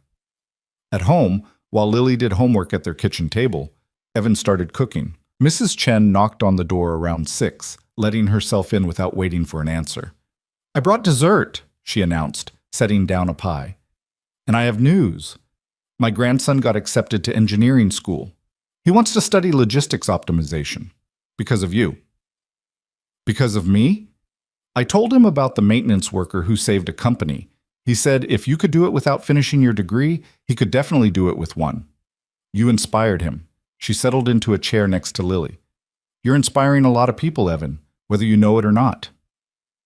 They ate dinner together, Evan, Lily, and Mrs. Chen, talking about school and work and the move to the new apartment. They ate the pie Mrs. Chen had brought, and Lily asked if she could decorate her new room with maps and routing diagrams because she'd decided she wanted to be a logistics engineer when she grew up. Just like you, Daddy, she said, fixing companies and making things better. After Mrs. Chen left and Lily was asleep, Evan stood at his kitchen window looking out at the city lights. Somewhere out there, trucks were running routes he'd designed, following paths that made sense instead of zigzagging unnecessarily. Somewhere, drivers were finishing shifts early and getting home to their families. Somewhere, warehouse workers and custodians and administrative assistants were submitting ideas that might change everything. And here, in a small apartment that would soon be replaced by something better, a former maintenance worker stood at a window and understood that visibility was both gift and responsibility. He'd spoken up, he'd been heard, he'd changed things. But more importantly, he'd proven that invisible people weren't actually invisible. They'd just been waiting for someone to finally look. Evan checked on Lily one last time before bed. She slept peacefully, hugging her stuffed rabbit, her breathing steady and clear. On her nightstand sat her first-place science fair ribbon, her library books about engineers, and the good luck card she'd made him a year ago, now laminated and preserved. Daddy the smartest. Evan touched the card gently, smiled at his sleeping daughter, and went to bed. Tomorrow, he'd go to work as Director of Innovation and Operational Excellence. He'd review submissions and evaluate ideas and continue building programs that helped invisible people be seen. But tonight, he was just a father who'd kept his promises. And sometimes, that was the most important thing of all.